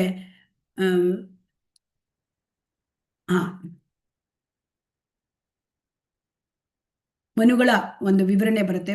ಆ ಮನುಗಳು, ಸೊ ಹಾಗಾಗಿ ಮನುಗಳ ವಿಚಾರ ನಾವು ಈಗಾಗಲೇ ನೋಡಿದ್ದೇವೆ. ಮನುಗಳನ್ನ ಅಂದರೆ ಒಂದು ದಿನದಲ್ಲಿ 14 ಮನುಗಳು ಬರುತ್ತೆ. ಈ ರೀತಿಯಾಗಿ ಅವನ ಬ್ರಹ್ಮನ ಜೀವ ಅಲ್ಲಿ 5,04,000 ಮನುಗಳು ಹುಟ್ಟುತ್ತಾ ಬರ್ತಾ ಇರ್ತಾರೆ. ಹಾಗಾಗಿ ಇದು ಕೂಡ ಬಹಳ ಮುಖ್ಯವಾದದ್ದು. ಇನ್ನು 10ನೇ ಸ್ಕಂದದಲ್ಲಿ ನಾವು ನೋಡ್ತಕ್ಕಂಥದ್ದು ಬ್ರಹ್ಮ ವಿಮೋಹನ ಲೀಲೆ. ಈ ಬ್ರಹ್ಮ ಸ್ವತಃ ಬ್ರಹ್ಮನಾದ ಬ್ರಹ್ಮ ಅವನು ತುಂಬ ಬುದ್ಧಿಜೀವಿ, ಅವನು ಮಹಾಭಕ್ತ, ಮಹಾ ತಪಸ್ವಿ, ಅವನು ಪುರುಷ. ಹಾಗಾಗಿ ಅವನು ಆತ್ಮ ಸಾಕ್ಷಾತ್ಕಾರ ಪಡೆದಿದ್ದಾನೆ. ಹೀಗಿದ್ರೂ ಕೂಡ ಭಗವಂತನನ್ನು ಸಂಪೂರ್ಣವಾಗಿ ಅರ್ಲಿಕ್ಕೆ ಸಾಧ್ಯವಿಲ್ಲ. ನಮೇ ವಿದುಹು ಸುರಗಣಾವಹ ನಮಹರ್ಷಿಂ ಅಂತ ಹೇಳಿದ್ದಾರೆ. ಸೊ ಭಗವಂತನೇ ಹೇಳಿದ್ದಾನೆ, ಅಹಮ ಆದಿರ್ಹಿ ದೇವಾನಾಂ ಅಂತ ಹೇಳಿದ್ದಾರೆ. ಅಂದರೆ ಭಗವಂತ ಎಲ್ಲ ದೇವತೆಗಳಿಗೂ ಕೂಡ ಮೂಲ, ಎಲ್ಲರಿಗೂ ಕೂಡ ಮೂಲ. ಸೊ ಆದ್ದರಿಂದ ದೇವತೆಗಳಾಗಲಿ, ಬ್ರಹ್ಮನಾಗಲಿ, ಶಿವನಾಗಲಿ, ಬೇರೆ ದೇವತೆಗಳಲ್ಲಿ ಭಗವಂತನನ್ನು ಸಂಪೂರ್ಣ ಅರ್ಲಿಕ್ಕೆ ಸಾಧ್ಯ ಇಲ್ಲ. ಇಲ್ಲಿ ಬ್ರಹ್ಮ ಏನಾಗ್ತಾನೆ ಅಂತಂದರೆ, ಬ್ರಹ್ಮ ವಿಮೋಹನ ಲೀಲೆ ಇಲ್ಲಿ ಅಘಾಸುರನ ವಧಿಯಾಗುತ್ತೆ. ಕೃಷ್ಣ ಅಘಾಸುರನ ಕೊಲ್ತಾನೆ, ಮತ್ತೆ ಗೋಪಬಾಲಕರ ಜೊತೆ ಚಂದವಾಗಿ ಆಟ ಆಡ್ಕೋತಾ ಇರ್ತಾನೆ. ಇದನ್ನು ನೋಡಿ ಇದನ್ನು ನೋಡಿ ಬಾಲಕ ಕೃಷ್ಣ ಈ ರೀತಿ ಮಾಡ್ತಾ ಇದ್ದಾನೆ. ಅಂದರೆ ಕೃಷ್ಣನ ಮಹಿಮೆ ಬಗ್ಗೆ ಬ್ರಹ್ಮನಿಗೆ ಸಂದೇಹ ಮೂಡ್ತದೆ. ಈ ಕೃಷ್ಣನ ಲೀಲೆಗಳು ಕೇವಲ ಒಂದು ಮಾನವ ಮಗುವಿನ ಲೀಲೆಗಳು ಅಥವಾ ನಿಜವಾಗಿ ಪರಮಪುರುಷ ಭಗವಂತನ ಲೀಲೆಗಳು, ಇದನ್ನು ಪರೀಕ್ಷೆ ಮಾಡಲಿಕ್ಕೆ ಬರ್ತಾನೆ. ಸೊ ಹಾಗಾಗಿ ಇಲ್ಲಿ ನೋಡಿ ಹೇಗಾಗತ್ತೆ ಅಂತಂದರೆ, ಆ ಕೃಷ್ಣ ಮತ್ತು ಗೋಪಬಾಲಕರು ಅಲ್ಲಿ ಆಟವಾಡ್ತಾ ಇರುವಾಗ ಬ್ರಹ್ಮ ಏನು ಮಾಡ್ತಾನೆ, ಯೋಗಮಾಯೆ. ಬ್ರಹ್ಮನಿಗೆ ತುಂಬ ಮಿಸ್ಟಿಕ್ ಪವರ್ಸ್ ಇರುತ್ತೆ, ಯೋಗ ಶಕ್ತಿ ಇರುತ್ತೆ. ಅದರ ಮೂಲಕ ಅವನು ಏನು ಮಾಡ್ತಾನೆ,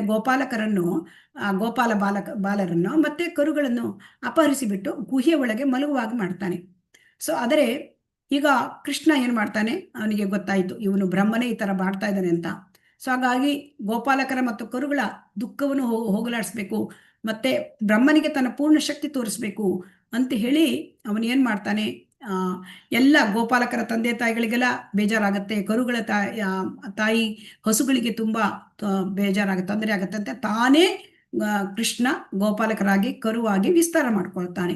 1 ವರ್ಷದವರೆಗೆ ಅದೇನಾಗುತ್ತೆ, ಕಣ್ಮರೆಯಾದ ಕರುಗಳು ಗೋಪಾಲಕರಾಗಿ ಅವರವರ ಮನೆಗಳಿಗೆ ಹೋಗಿ ಅಲ್ಲಿ ಜೀವಿಸ್ತಾ ಇರ್ತಾನೆ. ಇದು ನಾವೆಲ್ಲ ನೋಡಿದ್ದೇವೆ ಕೃಷ್ಣ ಪುಸ್ತಕದಲ್ಲಿ. ಸೊ ಈ ವಿಸ್ತರಿತ ರೂಪಗಳು ಕೃಷ್ಣನೇ. ಸೊ ಹಾಗಾಗಿ ಏನಾಗುತ್ತೆ ಅಂತಂದ್ರೆ ಬ್ರಹ್ಮ ಒಂದು ಕ್ಷಣದಲ್ಲಿ ಮತ್ತೆ ಹಿಂದೆ ಬರುತ್ತಾನೆ. ಬ್ರಹ್ಮನ ಒಂದು ಕ್ಷಣ ಅಂದ್ರೆ ಭೌತ ಜಗತ್ತಲ್ಲಿ ನಮ್ಮಲ್ಲಿ ಭೂಮಿ ಮೇಲೆ 1 ವರ್ಷ ಆಗುತ್ತೆ. ಸೊ ಹಾಗೆ ಬ್ರಹ್ಮ ಬಂದು ನೋಡ್ತಾನೆ, 1 ಸೆಕೆಂಡಲ್ಲಿ ಅವನು ಒಂದೇ ಕ್ಷಣದಲ್ಲಿ ಬರ್ತಾನೆ. ಅದನ್ನು ನೋಡಿದರೆ ಬ್ರಹ್ಮನಿಗೆ ಕೃಷ್ಣ ಇನ್ನೂ ತನ್ನ ಮೂಲ ಸ್ನೇಹಿತರ ಜೊತೆ ಆಟವಾಡ್ತಾ ಇದ್ದಾನೆ. ಇದನ್ನು ನೋಡಿ ಆಶ್ಚರ್ಯಚಕಿತನಾಗ್ತಾನೆ. ಆಗ ಕೃಷ್ಣ ತನ್ನ ಯೋಗ ಮಾಯೆಯನ್ನು ತೆಗೆದು ಹಾಕ್ತಾನೆ. ಮತ್ತೆ ಅಪಹರಿಸಿದ್ದ ಕರುಗಳು ಮತ್ತು ಎಲ್ಲರೂ ಕೂಡ ಅಲ್ಲಿ ಎಲ್ಲರೂ ಮತ್ತೆ 4 ಕೈಗಳ ವಿಷ್ಣು ರೂಪವಾಗಿ ಕಾಣ್ತಾರೆ, ಶಂಖಚಕ್ರ ಗದಾ ಪದ್ಮ ಹಿಡಿದಿದ್ದನ್ನ. ಅದನ್ನು ನೋಡಿ ಬ್ರಹ್ಮನಿಗೆ ಅರ್ಥ ಆಗತ್ತೆ, ಓಹೋ ಇವನು ಭಗವಾನ್ ಕೃಷ್ಣನೇ ಅಂತ. ಆಗ ತನ್ನ ಅಹಂಕಾರ ಅಜ್ಞಾನವನ್ನು ಅರಿತುಕೊಳ್ತಾನೆ ಬ್ರಹ್ಮ. ಮತ್ತು ತಕ್ಷಣವೇ ಕೃಷ್ಣನ ಪಾದಗಳಿಗೆ ಶರಣಾಗಿ ಅವನನ್ನು ಕೊಂಡಾಡಿ ದೀರ್ಘವಾದ ಸ್ತುತಿ, ಬ್ರಹ್ಮಸ್ತುತಿ. ಸೊ ಇದನ್ನ ಬ್ರಹ್ಮ ಸಮಿತಿಯಲ್ಲಿ ನಾವು ನೋಡ್ಬೋದು. ಈಶ್ವರ ಪರಮ ಕೃಷ್ಣ ಸಚ್ಚಿದಾನಂದ ವಿಗ್ರಹ ಅನಾದಿರಾದಿರ್ ಗೋವಿಂದ ಸರ್ವ ಕಾರಣ ಕಾರಣ. ಈ ರೀತಿಯಾಗಿ ಅವನು ಹೇಳ್ತಾನೆ. ಅಂದರೆ ಪೂರ್ತಿಯಾಗಿ ಕೃಷ್ಣನನ್ನ ಅವನು ಇಲ್ಲಿ ನಾವು ನೋಡ್ಬೋದು. ಇಲ್ಲಿ ಚಿತ್ರದಲ್ಲಿ ಕೂಡ ನಾವು ತೋರಿಸ್ಲಿಕ್ಕೆ ನೋಡಿ ಇಲ್ಲಿ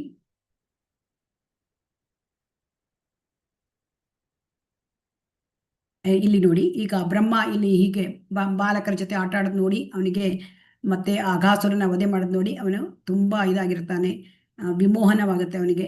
ಸೊ ಆಮೇಲೆ ಇಲ್ಲಿ ಅವನಿಗೆ ಎಲ್ಲಿ ನೋಡಿದ್ರು ಅವನು ಇದರ ರೂಪವನ್ನು ನೋಡ್ತಾನೆ, ವಿಷ್ಣು ರೂಪವನ್ನು ನೋಡ್ತಾನೆ. ಆಮೇಲೆ ಬ್ರಹ್ಮ ಕೃಷ್ಣನಿಗೆ ಶರಣಾಗತನಾಗ್ತಾನೆ. ಸೊ ಈ ರೀತಿ ಆಮೇಲೆ ಬ್ರಹ್ಮ ಸಮಿತಿಯನ್ನ ಹಾಡ್ತಾನೆ ಅವನು. ಸೊ ಅದನ್ನ ಅಂದ್ರೆ ಕೃಷ್ಣನ ಆ ಭಗವಂತನ ಸ್ತುತಿಯನ್ನು ಮಾಡ್ತಾನೆ.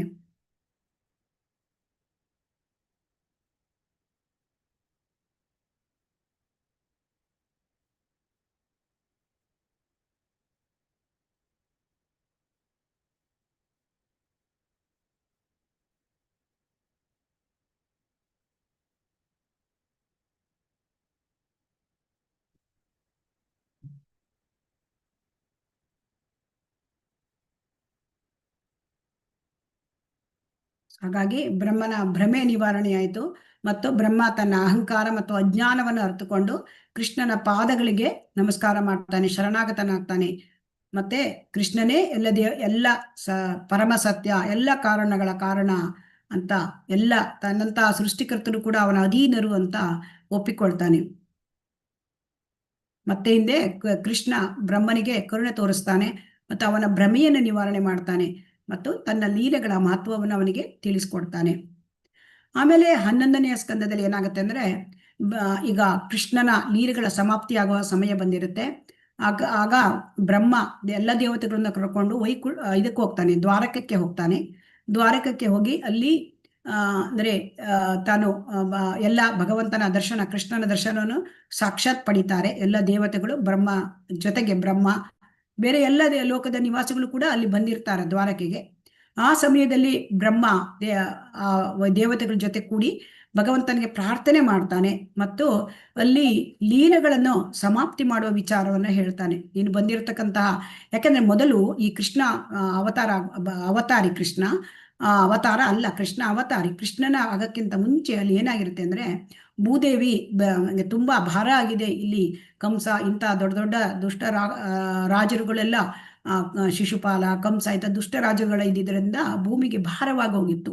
ಸೊ ಭೂಮಿ ಭಾರವಾಗಿದ್ದರಿಂದ ಅದು ಬ್ರಹ್ಮನ ಹತ್ರ ಹೋಗಿ ಭೂಮಿ ತಾಯಿ ಅಳ್ತಾಳೆ. ಆಗ ಬ್ರಹ್ಮ ಉಳಿದ ದೇವತೆಗಳು, ಶಿವ ಮತ್ತೆ ಉಳಿದ ದೇವತೆಗಳು ಭೂಮಿ ತಾಯಿ ಕರ್ಕೊಂಡು ಅಲ್ಲಿ ಕ್ಷೀರ ಸಮುದ್ರದ ದಂಡೆಗೆ ಹೋಗ್ತಾರೆ.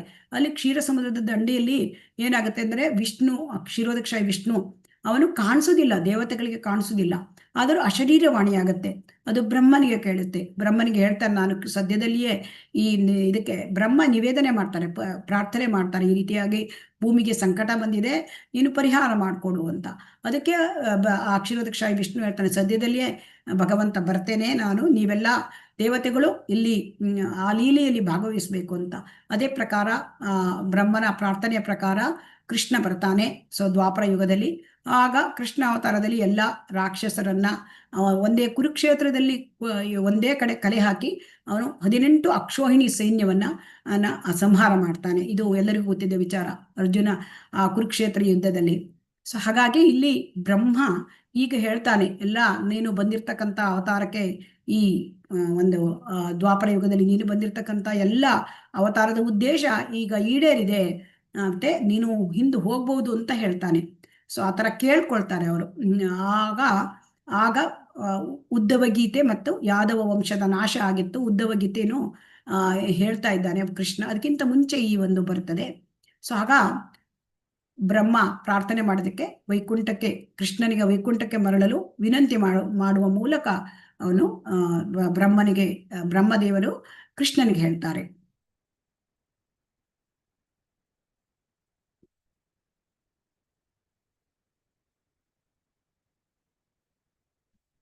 ಯಾಕೆ ಹೇಳ್ತಾರೆ ಕೇಳಿದ್ರೆ, ಭೂಮಿಯ ಮೇಲೆ ಅಧರ್ಮ ಹೆಚ್ಚಾಗ್ತಾ ಇದೆ, ಈ ಸಮಯದಲ್ಲಿ ಕಲಿಯುಗದ ಆರಂಭ ಆಗುತ್ತೆ, ಕೃಷ್ಣ ಹೆಚ್ಚು ಕಾಲ ಇರಬಾರದು ಎಂಬುದು ದೇವತೆಗಳ ಇಚ್ಛೆಯಾಗಿತ್ತು. ಅದಕ್ಕೆ ಕೃಷ್ಣ ಪ್ರತಿಕ್ರಿಯೆ ಮಾಡಿ, ಬ್ರಹ್ಮ ಇತರ ದೇವತೆಗಳು ತನಗಾಗಿ ಪ್ರಾರ್ಥಿಸುತ್ತಿದ್ದಾರೆಂದು ಕೃಷ್ಣನು ಉದ್ಧವನಿಗೆ ಹೇಳ್ತಾನೆ. ಮತ್ತು ಇನ್ನು ಮುಂದೆ ಭೂಮಿಯ ಮೇಲೆ ಉಳಿದಿರುವ ಯದುವಂಶದ ಭಾರವನ್ನು ತೆಗೆದುಹಾಕಿ ಅನಂತರ ವೈಕುಂಠಕ್ಕೆ ಹಿಂತಿರುಗುವುದಾಗಿ ಅವನು ಖಚಿತಪಡಿಸ್ತಾನೆ ಕೃಷ್ಣ. ಇಲ್ಲಿ ಇನ್ನೊಂದು ಬರುತ್ತದೆ 11ನೇ ಸ್ಕಂದದಲ್ಲಿ, ಹಂಸಾವತಾರ. ಈಗ ಬ್ರಹ್ಮ ನೇರವಾಗಿ ಏನೋ ಈ ಒಂದು ಇದರಲ್ಲಿ ಹಂಸಾವತಾರದಲ್ಲಿ ಇಲ್ಲಿ ಇರೋದಿಲ್ಲ. ಆದರೆ ಬ್ರಹ್ಮನ ಹತ್ರ ಈ ಬ್ರಹ್ಮನ ಪುತ್ರರು ಸನಕಾದಿರ್ಷಿಗಳು ಪ್ರಶ್ನೆ ಮಾಡ್ತಾರೆ, ಈಗ ಭೌತಿಕ ಪ್ರಪಂಚದಿಂದ ನಾವು ಹೇಗೆ ಎಲ್ಲ ಭಗವಂತನ ಲೋಕಕ್ಕೆ ಹೋಗ್ಬೋದು ಅಂತ ಪ್ರಶ್ನೆಗೆ ಬ್ರಹ್ಮನಿಗೆ ಉತ್ತರ ಹೇಳಲಿಕ್ಕೆ ಆಗೋದಿಲ್ಲಂತೆ. ಸೊ ಆ ಥರ ಆಗಿ ಅವನು ಭಗವಂತನ ಧ್ಯಾನ ಮಾಡ್ತಾನೆ ವಿಷ್ಣು. ಆಗ ವಿಷ್ಣು ಹಂಸಾವತಾರವಾಗಿ ಬಂದು ಎಲ್ಲ ಉಪದೇಶಗಳನ್ನ ಕೊಡ್ತಾನೆ.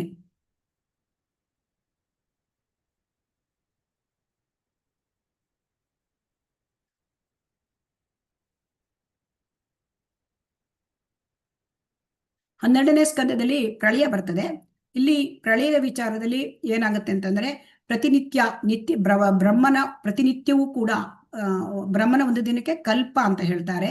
ಬ್ರಹ್ಮನ ಒಂದು ಹಗಲು ಕಲ್ಪ, ಬ್ರಹ್ಮನ ಒಂದು ರಾತ್ರಿಯೂ ಕೂಡ ಅಷ್ಟೇ ಇರುತ್ತೆ.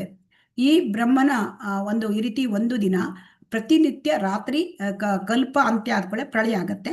ಸೊ ಪ್ರಳಯ ಆದ್ಕೂಳೆ ಏನ್ ಮಾಡ್ತಾನೆ ಬ್ರಹ್ಮ, ಬೆಳಗ್ಗೆ ಮುಂಚೆ ಎದ್ದು ಮತ್ತೆ ಹಿಂದೆ ಎಲ್ಲ ಜೀವಿಗಳು ನಾಶವಾಗಿರುತ್ತೆ, ಬ್ರಹ್ಮ ಮಾತ್ರ ಇರ್ತಾನೆ. ಆಗ ನಿತ್ಯ ಪ್ರಳಯ ಆದಾಗ ಇಲ್ಲಿ ಹೇಳ್ತಾರೆ, ಬ್ರಹ್ಮನ ಒಂದು ದಿನ ಒಂದು ಕಲ್ಪ ಅಂತ ಕರೆಯಲ್ಪಡುತ್ತದೆ. ಇದು ಆ ಬ್ರಹ್ಮನ ಒಂದು ದಿನದಲ್ಲಿ ರಾತ್ರಿಯ ಸಮಯದಲ್ಲಿ ಪ್ರಳಯವಾಗುತ್ತೆ. ಇದಕ್ಕೆ ನೈಮಿತ್ತಿಕ ಪ್ರಳಯ ಅಥವಾ ನಿತ್ಯ ಪ್ರಳಯ ಅಂತ ಕರೀತಾರೆ. ಸೊ ಈಗ ಏನಾಗಿರುತ್ತೆ, ನಿತ್ಯ ಪ್ರಳಯದಲ್ಲಿ ಬ್ರಹ್ಮಾಂಡದ 3 ಲೋಕಗಳು, ಭೂಲೋಕ, ಭೋರ್ಲೋಕ, ಸ್ವರ್ಲೋಕ ಎಲ್ಲ ನಾಶವಾಗುತ್ತವೆ. ಈ ನೈಮಿತ್ತಿಕ ಪ್ರಳಯ ಸಂದರ್ಭದಲ್ಲಿ ನಾರಾಯಣ ಅಂದ್ರೆ ಅನಂತ ಶೇಷನ ಮೇಲೆ ಮಲಗಿರ್ತಕ್ಕಂಥ ನಾರಾಯಣ, ಅವನು ಅಂದ್ರೆ ಗರ್ಭೋದಕ್ಷಾಯಿ ವಿಷ್ಣು, ಅವನ ಬೇರೆ ಎಲ್ಲ ಬ್ರಹ್ಮಾಂಡ ತನ್ನೊಳಗೆ ಲೀನ ಮಾಡ್ಕೊಳ್ತಾನೆ ಬ್ರಹ್ಮ ನಿದ್ರಿಸಿದಾಗ. ಮತ್ತೆ ಮರುದಿನ ಎದ್ದು ಕೂಡಲೇ ಬ್ರಹ್ಮ ಮತ್ತೆ ಸ್ನಾನ ಮಾಡಿ ತಿಲಕ ಇಟ್ಟು ಮತ್ತೆ ಸೃಷ್ಟಿಯನ್ನ ಪ್ರಾರಂಭ ಮಾಡ್ತಾನೆ. ಇದು ನಿತ್ಯ ಪ್ರಳಯ. ಆದರೆ ಇನ್ನೊಂದು ಪ್ರಳಯ ಇದೆ, ಅದು ಕಲ್ಪಾಂತ. ಇದು ಬ್ರಹ್ಮನ ಒಂದು ಮಹಾಪ್ರಳಯ ಅಂತಂದ್ರೆ, ಬ್ರಹ್ಮನ ಒಂದು ಜೀವಿತಾವಧಿ ಮುಗಿತು, 100 ವರ್ಷ ಜೀವಿತಾವಧಿ ಮುಗಿತು, ಆಗ ಪ್ರಳಯವಾಗತ್ತೆ. ಅಂದ್ರೆ ಪ್ರಾಕೃತ ಪ್ರಳಯ ಅಂತಲೂ ಕೂಡ ಕರೀತಾರೆ ಇದಕ್ಕೆ. ಆಗ ಸೃಷ್ಟಿಯ 7 ಮೂಲಭೂತ ಅಂಶಗಳು ಮತ್ತೆ ಎಲ್ಲವೂ ಕಂಪ್ಲೀಟ್ ನಾಶವಾಗುತ್ತೆ. ಸಂಪೂರ್ಣ ಬ್ರಹ್ಮಾಂಡದ ಎಲ್ಲವೂ ಕೂಡ ನಾಶವಾಗುತ್ತವೆ. ಆ ಸಮಯದಲ್ಲಿ ಎಲ್ಲ ಶಕ್ತಿಗಳು ಭಗವಂತನಲ್ಲಿ ಲೀನವಾಗುತ್ತವೆ. ಇದು ಸಂಪೂರ್ಣ ಪ್ರಳಯ. ಸೊ ಹಾಗಾಗಿ ಬ್ರಹ್ಮನ ಜೀವಿತಾವಧಿ ಒಂದು 100 ವರ್ಷ. ಆ ಬ್ರಹ್ಮನ 100 ವರ್ಷ ಅಂದ್ರೆ 311 ಟ್ರಿಲಿಯನ್ 40 ಬಿಲಿಯನ್ ವರ್ಷಗಳು. ಅಂದ್ರೆ ಒಂದು ಕಾರಣದಕ್ಷಾಯಿ ಉಸಿರು ಬಿಟ್ಟ ಆಗಿನಿಂದ ಉಸಿರು ಒಳಗೆ ಎಳೆದುಕೊಳ್ಳತಕ್ಕಂಥ ಆ ಸಮಯ, ಇದಿಷ್ಟು ಬ್ರಹ್ಮನ ಆ ಒಂದು ಆಯಸ್ಸು. ಅದನ್ನು ನಾವು ಇದನ್ನು ಮಾಡ್ಲಿಕ್ಕೆ ಕೂಡ ಚಿಂತೆ ಮಾಡ್ಲಿಕ್ಕೆ ಕೂಡ ನಮ್ಮ ಹತ್ರ ಸಾಧ್ಯ ಆಗೋದಿಲ್ಲ, ಅಷ್ಟಿರುತ್ತೆ. ಸೊ ಹಾಗಾಗಿ ಆ ಅನಂತತೆಯನ್ನು ನಾವು ನೋಡಿದಾಗ ಮಿಂಚು ಹೊಳೆಯುವಷ್ಟು ಕಾಲ ಆಗುತ್ತೆ ಬ್ರಹ್ಮನ ಆಯಸ್ಸು. ಸೊ ಹಾಗಾಗಿ ಅಟ್ಲಾಂಟಿಕ್ ಸಾಗರದಲ್ಲಿ ಗುಳ್ಳೆಗಳು ಹೇಗೆ ಎದ್ದು ಹೊರಗೆ ಹೋಗ್ತವೆ, ಅದೇ ರೀತಿ ಕಾರಣ ಸಮುದ್ರದಲ್ಲಿ ಅನೇಕ ಬ್ರಹ್ಮರುಗಳು ಬರ್ತಾರೆ ಹೋಗ್ತಾ ಇರ್ತಾರೆ. ಸೊ ಬ್ರಹ್ಮನೋ ಮತ್ತು ಸೃಷ್ಟಿಯು ಇದು ಭೌತಿಕ ವಿಶ್ವದ ಸೃಷ್ಟಿ. ಸೊ ಹಾಗಾಗಿ ಐಹಿಕ ವಿಶ್ವದಲ್ಲಿ ಬ್ರಹ್ಮನಿಗೂ ಹುಟ್ಟು, ಸಾವು, ಮುಪ್ಪು, ರೋಗ ಈ ಪ್ರಕ್ರಿಯೆ ಬ್ರಹ್ಮನಿಗೂ ತಪ್ಪಿದ್ದಲ್ಲ. ಆದರೆ ಬ್ರಹ್ಮ ಈ ವಿಶ್ವದ ನಿರ್ವಹಣೆ ಮಾಡ್ತಾನೆ, ವಿಶ್ವದಲ್ಲಿ ವಿಸರ್ಗವನ್ನು ಮಾಡ್ತಾನೆ. ಬ್ರಹ್ಮ ನೇರವಾಗಿ ಭಗವಂತನ ಸೇವೆಯಲ್ಲಿ ನಿರತನಾಗಿರ್ತಾನೆ. ಅದರಿಂದ ಬ್ರಹ್ಮನಿಗೆ ಹೆಚ್ಚಾಗಿ ಮುಕ್ತಿ ಸಿಗತ್ತೆ, ಅಂದ್ರೆ ಅವನ ಅಂತ್ಯದಲ್ಲಿ. ಅವನ ಅಂತ್ಯದಲ್ಲಿ ಹೆಚ್ಚಿನ ಬ್ರಹ್ಮರುಗಳು ಅವರು ಮುಕ್ತಿ ಹೊಂದುತ್ತಾರೆ, ಭಗವಂತನ ಲೋಕಕ್ಕೆ ಹೋಗ್ತಾರೆ. ಆದರೆ ಕೆಲವು ಬ್ರಹ್ಮರುಗಳು ಹೋಗದೇನೂ ಇರಬಹುದು, ಆದರೆ ಬ್ರಹ್ಮ ಹೆಚ್ಚಿನದಾಗಿ ಹೋಗ್ತಾರೆ. ಸೊ ಹಾಗಾಗಿ ಇವತ್ತು ನಾವು ಬ್ರಹ್ಮನ ವಿಚಾರವನ್ನ ತಿಳ್ಕೊಂಡಿದ್ದೇವೆ, 12 ಜನ ಮಹಾಜನರ ವಿಚಾರವನ್ನ ನಾವು ತಿಳ್ಕೊಂಡಿದ್ದೇವೆ. ಅದರಲ್ಲಿ ಬ್ರಹ್ಮ ಮೊದಲು ಬರ್ತಕ್ಕಂಥದ್ದು. ಈ 12 ಜನಗಳ ಬಗ್ಗೆ ನಾವು ತಿಳ್ಕೊಳ್ಳೋದು ಬಹಳ ಮುಖ್ಯವಾದದ್ದು. ಯಾಕೆಂದರೆ ಭಕ್ತಿ ಮಾರ್ಗದಲ್ಲಿ ನಮಗೆ ನಡೆಸುವಾಗ ಅಡಚಣೆಗಳು ಬರ್ತಾ ಇರುತ್ತೆ. ಮತ್ತೆ ಭಕ್ತಿ ಮಾರ್ಗದಲ್ಲಿ ನಾವು ಮುಂದುವರಿಬೇಕು ಅಂದರೆ ಇವರು ನಡೆದ ದಾರಿಯಲ್ಲಿ ನಾವು ನಡಿಬೇಕು. ಸೊ ಹಾಗಾಗಿ ಆ ಬ್ರಹ್ಮನ ಬಗ್ಗೆ ನಾವು ತಿಳ್ಕೊಂಡ್ವಿ, 12 ಜನರ ಮಹಾಜನರ ಬಗ್ಗೆ ನಾವು ತಿಳ್ಕೊಂಡ್ವಿ.